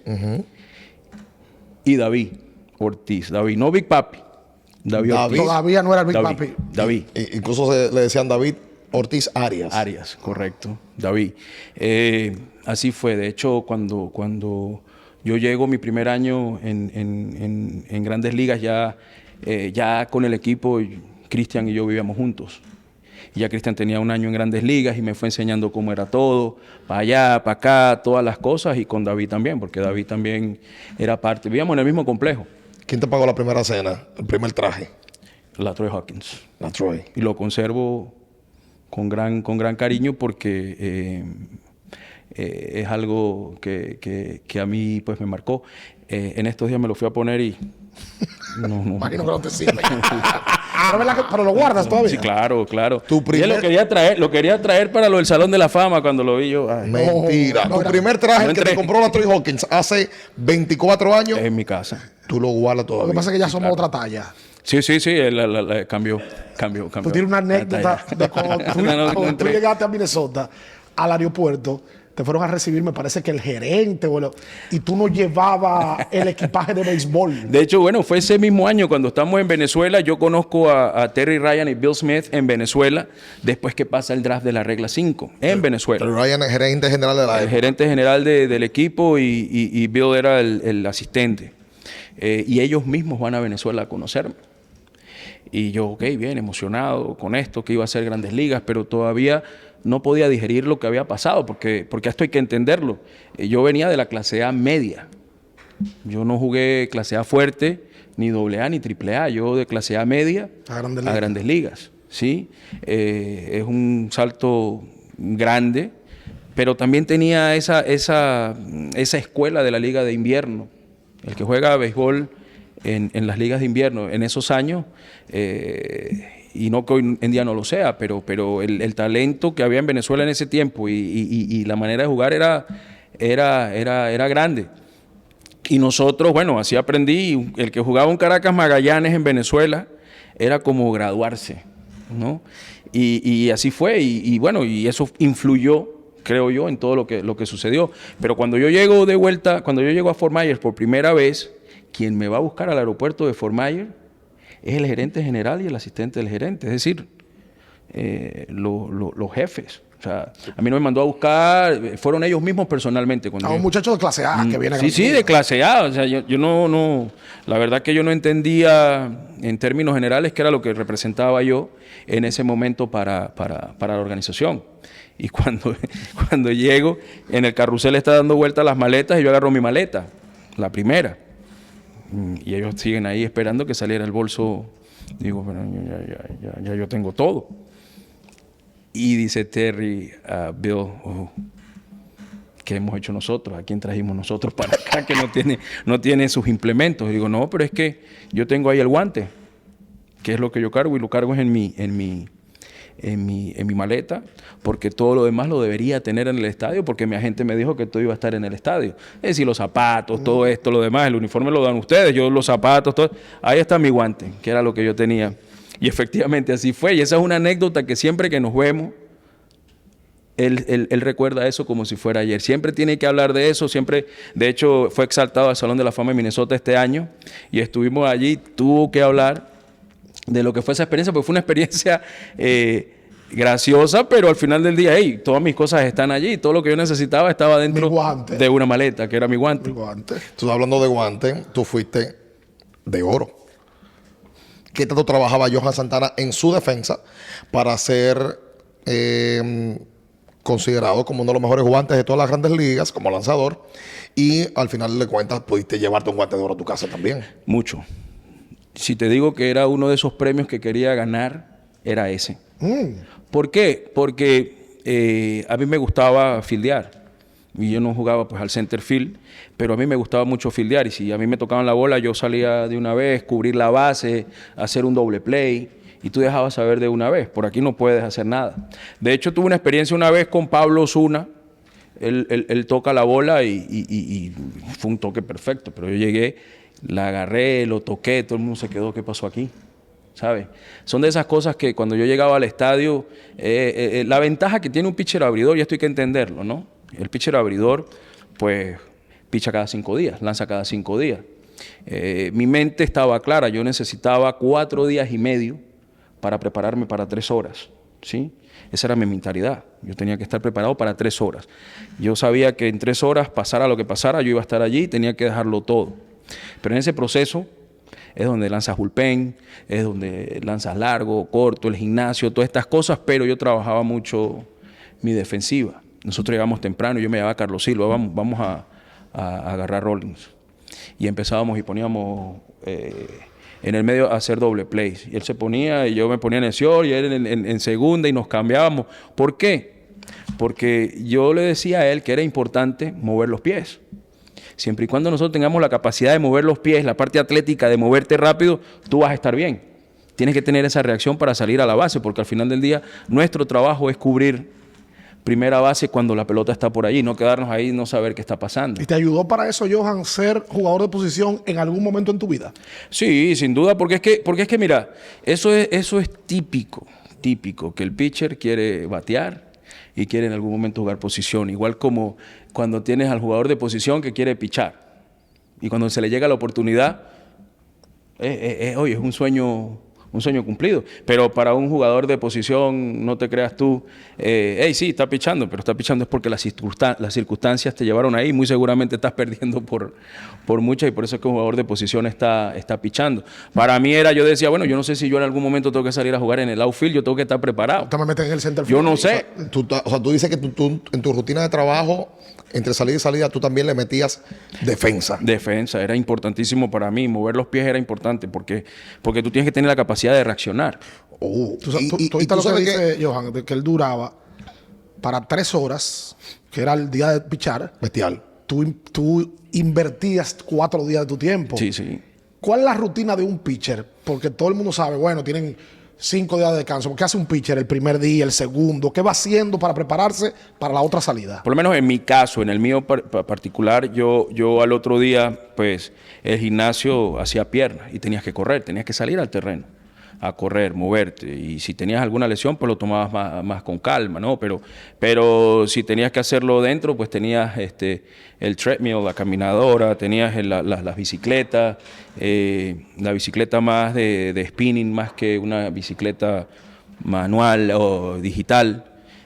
Para mí eso era importante. Se soltar largo. Yo era de esos que lanzaba largo hasta donde la pudiera llegar, porque eso es lo que me daba a mí. Oye, quitarte todos esos dolores y lanzar el cambio también a larga distancia era importante por mantener siempre ese feeling de tener la pelota bien como si fuera una recta. Al día siguiente lanzabas el bullpen. Yo lanzaba bullpen 2 días después. Okay. Ese era el día que yo lanzaba bullpen, lanzaba mi bullpen y ese día se hacía el upper body. Hacía ejercicios manuales, eso es muy importante para los jóvenes, eso es lo que son las pesitas, lo que son las ligas, eso es parte de tu vida, eso no es que, no, hoy sí, mañana no, eso es todo el tiempo, eso es parte de tu vida, eso no es, eso es parte de tu vida. Si quieres jugar la pelota y si quieres ser parte de esto, no es que si levantas más peso y que yo estoy más fuerte, no, eso es otra cosa. Pero las ligas y las pesitas pequeñas, los ejercicios manuales con el trainer, haciéndote todo esto, fortaleciendo bien allá adentro, eso era súper importante. Ya luego los otros 2 días lo tomabas más suave. El día antes era simplemente lanzar, estar seguro que todo estaba allí y otra vez. Tu apreciación, aprovecho eso mismo que estás comentando, sobre mira todo lo que tú estás diciendo de compromiso y de trabajo. ¿Cuánto aprecia Johan Santana lo que hace un tipo como Shohei Ohtani? Que tiene capacidad de lanzar, pero también se para y cuando batea la saca 50 veces. No, Ohtani es de otro mundo, yo creo. Porque no es fácil. La pregunta es por cuánto tiempo lo va a hacer, ¿no? Esa es la gran pregunta. Porque, fíjate, este año Ohtani sigue siendo Ohtani, sigue siendo la gran estrella que es, gana la Serie Mundial, pero no lanzó ni una pelota, no pichó, y fue Ohtani.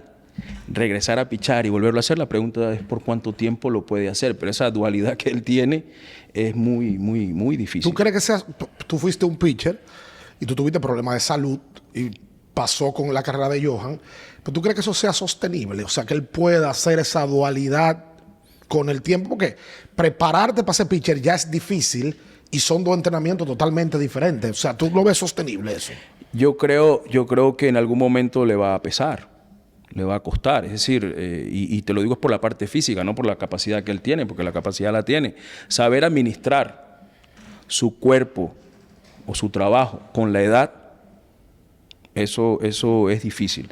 Desde mi posición o desde mi perspectiva, pues me tendré que sentar y disfrutar lo que él hace, porque la pregunta es hasta qué tiempo lo va a hacer. Pero vuelvo y les digo, este año no lo hizo y no lo necesitó. No necesitó pichar. ¿No? Y como tú dices, sigue siendo Ohtani. Sigue siendo Ohtani. Amén de eso. Johan empezó en Grandes Ligas como relevista. Inclusive Johan debuta, tira en el noveno, relevista, le tomó unos años para ganar confianza. Esa transición es difícil, Johan, de el relevo a que un día te diga, mira, tú vas a abrir juego. Bueno, para mí no, porque eso era lo que yo quería, ¿no? Y yo, como les decía al principio, yo no controlaba absolutamente nada, pero lo que sí sabía era lo que yo quería, y yo quería ser abridor. Mira, yo tengo un amigo con el que hablé anoche, por cierto, le saludé, que era JC Romero, y JC Romero, zurdo, lo tenían siendo abridor, y a mí me tenían siendo relevista, y él quería era cerrador, relevista, y yo quería ser abridor. Pasaron un par de años para que esto se entendiera y hasta que nos dejaron ser lo que él quería hacer y lo que yo quería hacer y fuimos exitosos haciéndolos. Pero esas son esas cosas que tú no tienes control. Pero yo siempre, mira, y les he hecho este cuento porque tú acabas de decirlo. Mi primer juego en Grandes Ligas oficial fue en Minnesota Opening Day. El 9º inning, me tocó pichar ya perdiendo. Pero yo recuerdo entrar a ese Metrodome y el que tenga recuerdo de este estadio, ese estadio era una cosa impresionante, porque era imponente, cerrado, aire, era completo, bueno, casi completo, que se llenaba de gente. Y yo recuerdo cuando yo salgo al bullpen, ya en lo que era Opening Day, y wow, yo no creía que estaba en Grandes Ligas. El bullpen tenía que estar de un lado, pero yo recuerdo, Gerald Williams era el primer bate. Fue contra Tampa, ¿no? Contra Tampa. Nuestro as del equipo, el ace, Brad Radke, el profesor. Por supuesto. Profesor. Gran amigo y gran compañero. Primer picheo. Jonrón. ¿Y esto es así? Primer pichón en Grandes Ligas. Que yo vi. Primer picheo fue jonrón y lo vi pasar así. Y yo dije en ese momento, wow, si este es el primer bate, ¿cómo será el cuarto bate, no? Y yo digo, wow. Pero, ¿sabes? Yo decirte, y no es por... Yo no tenía nervios. Yo estaba emocionado porque estaba en las Grandes Ligas. Yo no... Y ese teléfono suena en el 9º inning que, hey, Johan va a pichar. ¿Eres tú? Y yo. Y empiezo a calentar. Y cuando salgo ahí, wow, o sea, la cosa era impresionante. Correr sobre el Metrodome, pisarlo, fue una experiencia muy bonita. Y de hecho, mi primer ponche en las Grandes Ligas, José Canseco. También, y ahí empezó mi carrera y dijo, wow, pues José Canseco, tú lo veías en los videojuegos dando jonrones de 600 pies. Entonces, así comenzó esto y wow, esto es una cosa impresionante y de ahí pues comenzó mi carrera. De hecho, otra experiencia que tuve en ese momento me dice el día antes, mira, tú vas a pichar mañana. Tal cual así, tú pichas mañana. Pero yo no sabía si era abridor, yo no sabía si era relevista. A mí me toca abrir en Kansas City. Y ahí sí te digo, fue Opening Day en Kansas City y me tocó abrir a mí. Pero vuelvo y te digo, emocionado. Y yo recuerdo mirar el home, el catcher, y mirar hacia arriba. Y cada vez que miraba hacia arriba, Más gente veía. y más gente. Eso no lo ves tú en ligas menores. Tú sí ves en Venezuela gente, pero llega hasta un punto. Pero créanme cuando les digo esto, y el que ha jugado en Venezuela y aquí sabe que el latino, como vive el béisbol, es una cosa impresionante. El latino hace por 100,000 personas en un estadio. Claro. Y nosotros, cuando yo estoy así, yo entendí en ese momento que yo no tenía que mirar a mi alrededor. Porque si tú miras a tu alrededor, eso te puede ganar. Te puede ganar. Y yo, wow, esto no se acaba. Y después me concentré. Y fueron de esas experiencias que tú tienes. Y dices, dejé el juego ganando, pero al final del día perdimos. Pero esa era mi vida con la organización. Con Minnesota como tal. Con Minnesota. Sí. Incluso hay un año, lo tengo que tener por aquí, donde tú te convertiste en el pelotero o el lanzador que dejó más veces a su equipo arriba y que más veces perdieron el partido. Le pasó también a Pedro Martínez, si no me equivoco, un año, entre los latinos con más ocasiones que dejaron a su equipo arriba, pero el bullpen no pudo retener esos compromisos. Entonces nosotros le hemos dado vuelta a todo, pero hay un capítulo de tu carrera que yo no quisiera que se quede, y es el cambio de Minnesota a los Mets. ¿Dónde tú estabas? ¿Y cómo se da el proceso de inmediatamente cambiado y firma? ¿Cómo fue eso? ¿Dónde tú estabas cuando te llamaron y te dijeron te vamos a cambiar? ¿Y cómo inició esa conversación de extensión de contrato inmediatamente? Sí, yo estaba en Fort Myers cuando todo esto se da. Lo más difícil para mí en esa situación fue escuchar de esas mismas personas que me trajeron de Venezuela, que me recibieron en el aeropuerto en Fort Myers con esa gran emoción, escuchar de ellos mismos que ellos no me podían retener, que ellos no me podían extender el contrato porque iba a ser complicado económicamente. Y yo tenía una opción de no cambio. Yo tenía que aceptar un cambio. Yo tenía que... entonces, yo hubiese podido decir, mira, ¿sabes qué? Yo no me voy a ningún lado, yo me quedo aquí y me convierto en agente libre y ya está. Yo no lo hice así. Y para mí eso fue lo más difícil. ¿Por qué? Porque todo lo que yo fui y era en ese momento era gracias a ellos. Por llegar no sé si la palabra correcta es complacer, ¿no? Sus exigencias. ¿Sí? Pero es que gracias a esa organización y gracias a mis compañeros y gracias a todo eso que hicimos nosotros, es que yo era quien era en ese momento y lamentablemente por esa razón me tenía que ir. Entonces decía que injusta es la vida, ¿no? Pero entendía perfectamente que era un negocio. Y en el negocio como tal, pues... se gana, se pierde, se arriesga, es como cualquier cosa y ellos como organización lo estaban haciendo así. Pero duele igual, me imagino.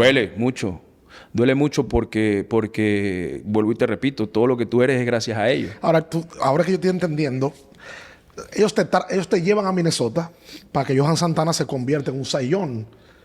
Johan llena las expectativas, se convierte en un sayón, pero por eso lo tienen que cambiar. El negocio se tiene que ir. Porque Minnesota no te puede retener porque no te podía pagar probablemente el monto que en algún momento Eso es lo que ellos argumentaban, pero también siendo la organización que era, también pues buscaban siempre ese talento futuro, ¿no? Y es tratar de mantener siempre ese balance en esos años, ¿no? Con lo que es la parte del presupuesto y todo esto, ya eso ha cambiado mucho hoy en día.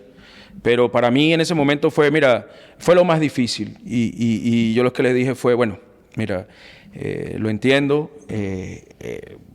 alegre no estoy, claro está.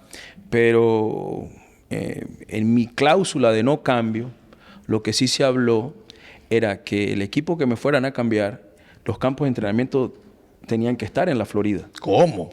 Porque yo vivía en Fort Myers, yo quería estar cerca de mi casa, yo quería estar cerca de mi esposa y de mis hijos. Que Fort Myers está en el campo de entrenamiento de Minnesota y también de Boston. Y de Boston, correcto. De hecho, uno de los primeros equipos que se comunica con Minnesota es Boston. Estaban ahí mismo en tu, Sí, en tu casa. esto es perfecto, ¿no? En ese sentido. ¿Qué pasa? Yo les doy a ellos la autorización, a Peter Greenberg, mi agente, le da la autorización de que sí podían tomar las negociaciones de cambio. Pero el campo de entrenamiento tenía que ser en la Florida. Y ahí había un problema porque habían 2 equipos en ese momento que estaban en la Florida, pero que eran del oeste. Que eran los Dodgers y era Texas. En ese momento. Texas estaba en Port Charlotte, que Port Charlotte es a 45 minutos de Fort Myers. Pero Texas estaba en la división del oeste. Y nosotros, si haces la matemática, te darás cuenta que si te quedas en la Florida, o es un equipo del centro o es un equipo del este, de la división del este, ¿cierto? Nacional o americana. Y ahí fue donde empezó todo esto. ¿Qué pasa? Cuando toda esa negociación se da, efectivamente a nosotros nos comunican lo que está pasando. Pero es que esa no era mi decisión. La decisión era de Minnesota, donde me cambiaba. Pero tenía que preguntarte a ti primero para tú poder vetarlo. Sí, correcto. Tenía que vetar ese y te podías quedar quizás en Boston, quizás hacían algo. No, es que se fuera para Boston. Pero es que Boston es mejor equipo. No, pero es que fíjate qué fue lo que pasó. Hubiésemos recibido con los brazos abiertos ahí. No, es que a mí ese equipo me ofreció ir allí. Y yo digo, pero es que eso no es mi decisión. Porque ahora ustedes, Boston, tiene que llegar a un acuerdo con Minnesota. Porque era un cambio, no era agencia libre. No dependía de Johan Santana. No, para nada. A Johan lo cambian a los Mets por un muy conocido por este podcast, Carlos Gómez, de Olis Guerra, Philip Humber y Kelvin Mulvey por Johan Santana. Pero lo que tú dices, esa variable tú no la controlabas. Ahí era una transacción de equipos y de lo que ofreciera cada uno. Lo que pasa es que Minnesota, en ese momento, como llevaron las cosas, efectivamente tenían una carta muy grande, importante, y es verdad. Y ellos podían pedir lo que ellos quisieran. Eso no significaba que le iban a dar lo que ellos querían, porque es que aquí estaba pues envueltas muchas cosas. Los Yankees fueron parte de eso también. Pero es que los Yankees lo hicieron público. Los Los Yankees ofrecieron a par de jugadores, 4 jugadores. Boston le estaba dando 4 jugadores. Minnesota al final del día quería el cambio de Boston, pero Minnesota quería que Lester y Ellsbury fueran parte. No, porque es bueno que te fuiste para los Mendoza. John Lester y ahí está. No. Ahora no lo quiere. John Lester no. Porque, no, papi. Y a Jacoby también. Pero estamos hablando de 2. Pero es que eso es lo que quería Minnesota. Y Boston le estaba ofreciendo el paquete con Lester o este paquete con Ellsbury. Pero los dos juntos. Y ellos querían los dos juntos. Minnesota quería los dos juntos. ¿Y los Yankees, tú te acuerdas qué ofrecían? Los Yankees estaban con Ian Kennedy. Prospectazo. Era Melky Cabrera, era uno de los que se hablaba. Ay, Melky. Sí, Melky. Te salvaste, Melky. Había un infield. Sí, hay que entender qué era lo que estaba pasando con Minnesota. Minnesota en ese año... Lo querían todo. Estábamos fuera de Minnesota, mi persona, Tory Hunter, centerfield, y Jason Bartlett, shortstop. Y Minnesota quería que ese cambio fuera Major League Ready, que esos jugadores que venían, un pitcher, pero Grandes Ligas, que estuvieran jugando ya, porque esos espacios habían que llenarlos. Y ahí era donde se complicaba la cosa. ¿Te hubiese gustado ir a los Yankees? ¿Jugar los Yankees? Yo no tenía ningún problema. Yo le dije a mi abogado, mira, yo no tengo ningún problema. Claro, me dice, no, pero me toca afeitar. Bueno, yo me toca afeitar, pero yo decía, bueno, ya yo creo que me toca empezar a afeitar, porque ya ahora las canas. Pero yo decía, mira, yo no tengo ningún rollo, pero sabíamos que estaba Boston. Y yo digo, para mí personalmente es mucho más factible. ¿Por el tema de Fort Myers? Por el tema de Fort Myers, porque era algo para mí personal. Pero yo dejé eso en las manos de Minnesota. ¿Qué pasa? En los winter meetings, nosotros recibimos una llamada mi abogado recibe una llamada de los Yankees. y le pregunta, mira, Johan sí tiene en verdad el deseo de venir para acá con nosotros, porque nosotros no queremos seguir en este jueguito. Sí, porque es así, es así. ¿Por qué? Porque Minnesota quería utilizar a ambos equipos para que ambos equipos, El que más ofrezca. el que mejor le ofrezca, ayer a que iba. Por eso es que después aparecen los Mets. Porque en verdad los equipos que aparecieron fueron esos dos. Claro, ojo, estuvieron los Dodgers también involucrados en eso, pero los Dodgers era del oeste. Colorado. Franquicias top todita. Texas. Oh. Texas. También estuvieron involucrados en esto. Digo, mira, mi familia, esto es importante para mí, pero yo sabía que ahí estaba Boston, que estaban los Mets, que estaban los Yankees. Porque los Mets están en Port St. Lucie, ¿no? En Port St. Lucie. Que está cerca de... Un par de horas. De Johan, porque la variable no era de Johan, pero de Johan ser el que decidía, tú hubieras ido a Boston. Si se da la oportunidad, claro, sin duda, porque es que al final del día yo le dije a la organización de Minnesota, hagan lo que es mejor para la organización. Yo ya me tengo que ir. Hagan lo mejor que sea para la organización, porque yo sabía que al nosotros irnos de allí, la única manera que nosotros llegáramos a ese momento con ese equipo era a través de una negociación de extender un contrato, de modo que yo pudiera estar con esa organización donde iba a ir por más años. Por eso le hicieron miembro del Salón de la Fama de Minnesota. Hasta cambiándolo, él le buscó el mejor paquete a Minnesota. El diablo. Es un hombre noble. Pero una parte importante para mí, que esa es la parte que me toca a mí las entrevistas, Johan, y hasta me he controlado hasta hoy. Para mí siempre me gusta hablar de finanzas, dinero. ¿Tú no te has dado cuenta del proceso de que Johan es un tipo humilde? No habla mucho de que eso. no habla de dinero. No, pero está bien, que pero- no le interesa la fortuna. No, está bien. Pero, Ok. Por ahí un pero. con todo respeto, Johan, ¿qué tanto tú negociaste ese contrato? Peter te llamó, te dijo, oye, están ofreciendo tanto, llegamos en cambio, felices, contentos, y hay tanto de moña. ¿Tú eras gente libre? ¿Tanto de qué? De moña. Para el Para la venezolano, moña es mucho dinero. Sí. Billullo. Billullo. ¿Verdad? Al año siguiente tú eras gente libre. Pero dijeron, no, vamos a llegar que ni llegue a la agencia libre. Bim, bum.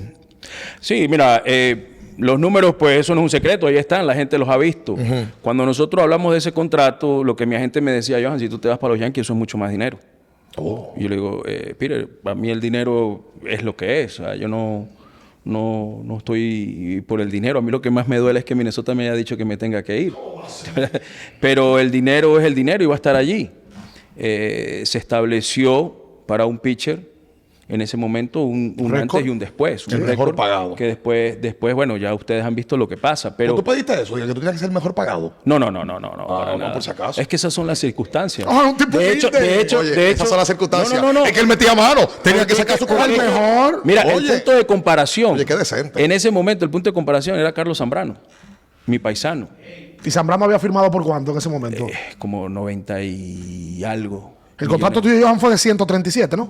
Sí. 137 por 6, 137.5 por 6 temporadas. Te dieron un bono de firma. Era. Suite, ¿alguna suite? Sí, yo tenía una suite en el equipo.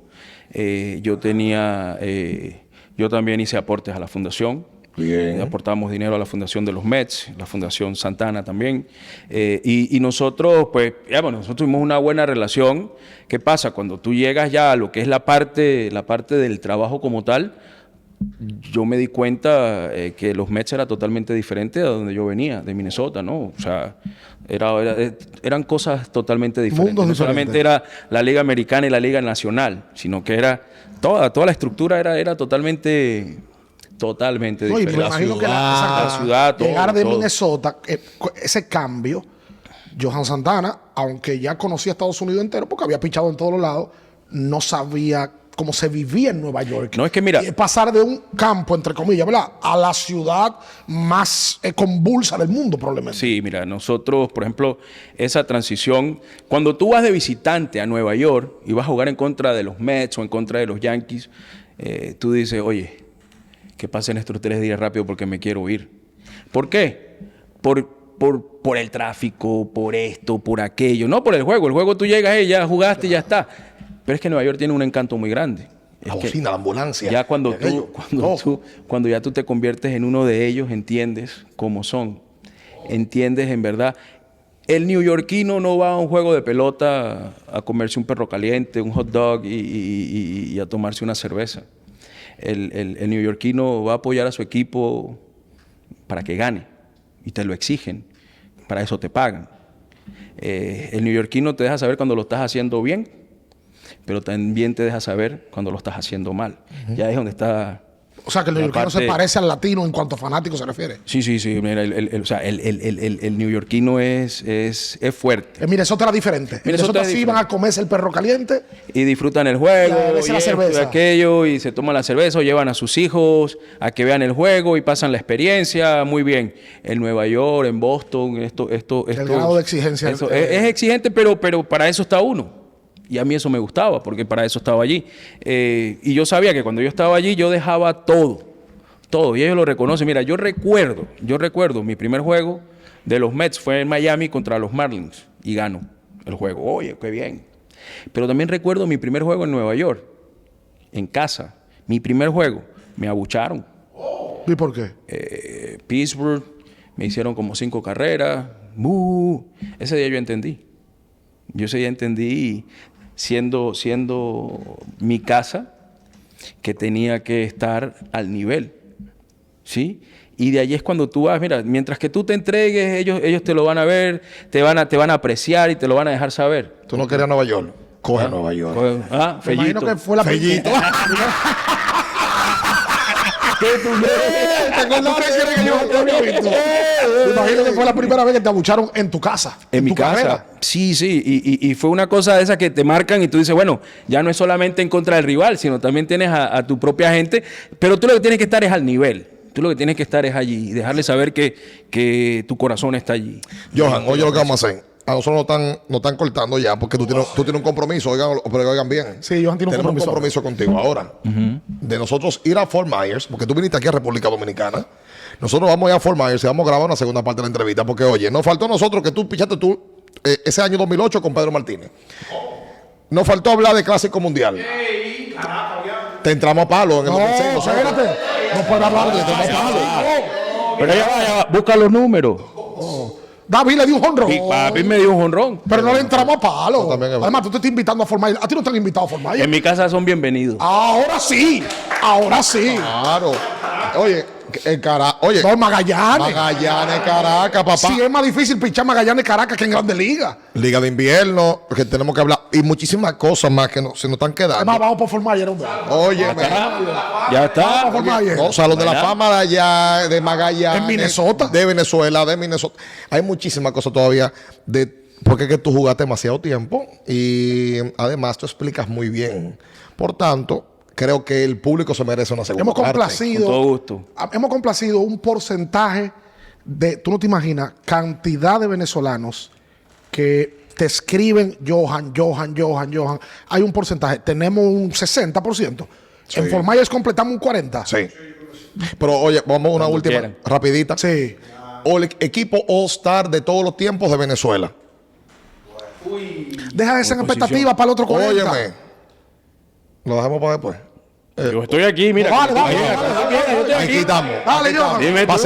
cerrar. Johan no Dime tiene tú. miedo. Primera base. Primera base, Andrés Galarraga. Ok. Segunda base. Altuve. Está ready. ese Rápido. ¿Sí o no? Ese eres tú. Esa es la pregunta de todos. Siempre la dejan de último. Y no voy a hacer la excepción. Dejémosla de última. Tercera base. Mira, yo estuve viendo la entrevista de Bobby y yo estoy de acuerdo con él en ese sentido, porque es que Miguelito cuando empezó era tercera base. Y yo creo que Miguelito, sin duda, en su tiempo, Miguel Cabrera. Catcher. Bueno, catchers, Salvador. Yo creo que Salvador Pérez.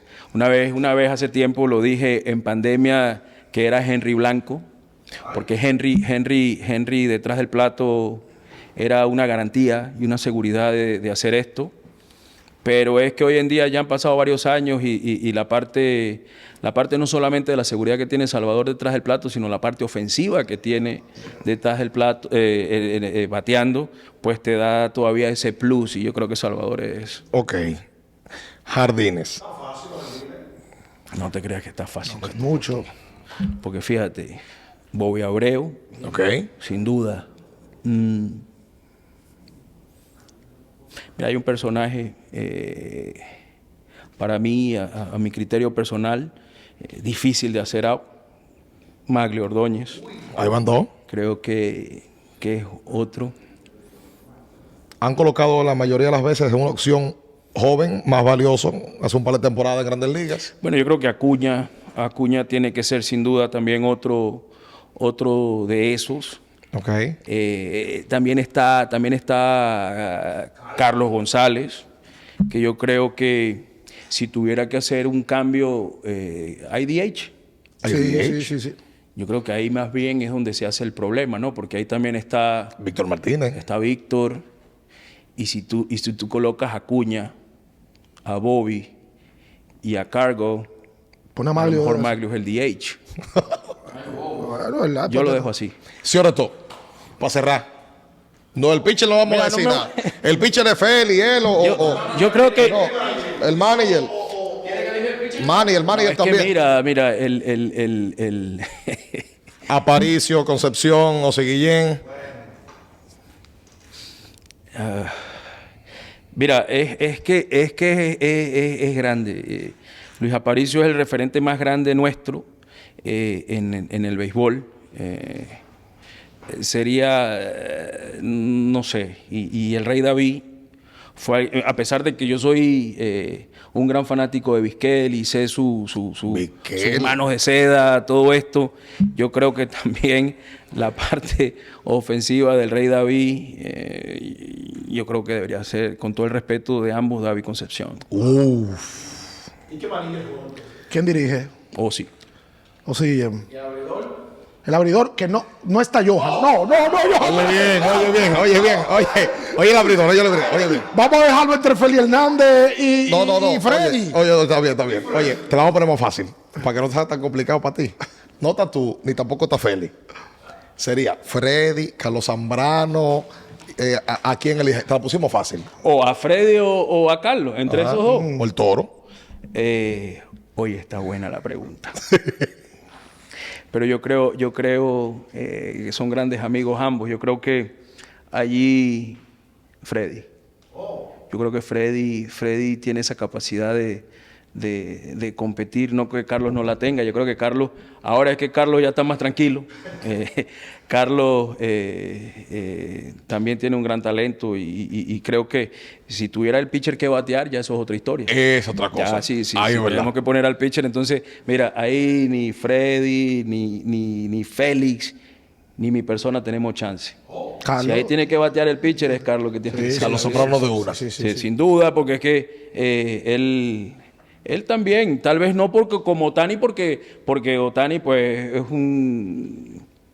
es de otro planeta o es la circunstancia que está hoy en día con él, que el béisbol también ha cambiado tanto, pero Carlos cuando pichaba y bateaba es que daba gusto verle jugar la pelota también. No vamos a hacer más preguntas porque la segunda parte tenemos que hacerla. Seguro que sí. Para fumar, Un abrazo. ya. Johan Santana, gracias papá. Gracias por estos minutos aquí y nosotros encantados de tenerte, de verdad. Ojalá que sí que se pueda dar. Y indudablemente el mejor, lo quería decir, mejor lanzador zurdo de todos los tiempos de Latinoamérica. Ricardo me decía ahorita, Valenzuela. En WAR acumulado, en todo lo que tú puedas englobar de carrera, aunque tú lanzaste menos, fuiste mejor que don Fernando, que en paz descanse en este minuto, pero indudablemente tú has sido el mejor zurdo de todos los tiempos y de lo mejor latino de todos los tiempos. No, muchas gracias. Para mí un placer compartir con ustedes. Ha sido de verdad, bonito compartir, tener la oportunidad de estar aquí y en su país mucho más. Venezuela y a toda Latinoamérica. Gracias. Pronto nos veremos por allá en Fort Myers, si Dios quiere. Sí, allá son bienvenidos cuando quieran. Y nada, que sigan creciendo y que sigan llevándole a los fanáticos y a toda esta gente estos espacios tan bonitos, porque en verdad que es agradable estar compartiendo con ustedes y lo más bonito es que la gente lo pueda disfrutar. Gracias, Johan. De verdad que ustedes. sí. Gracias. Johan Santana, abriendo el podcast.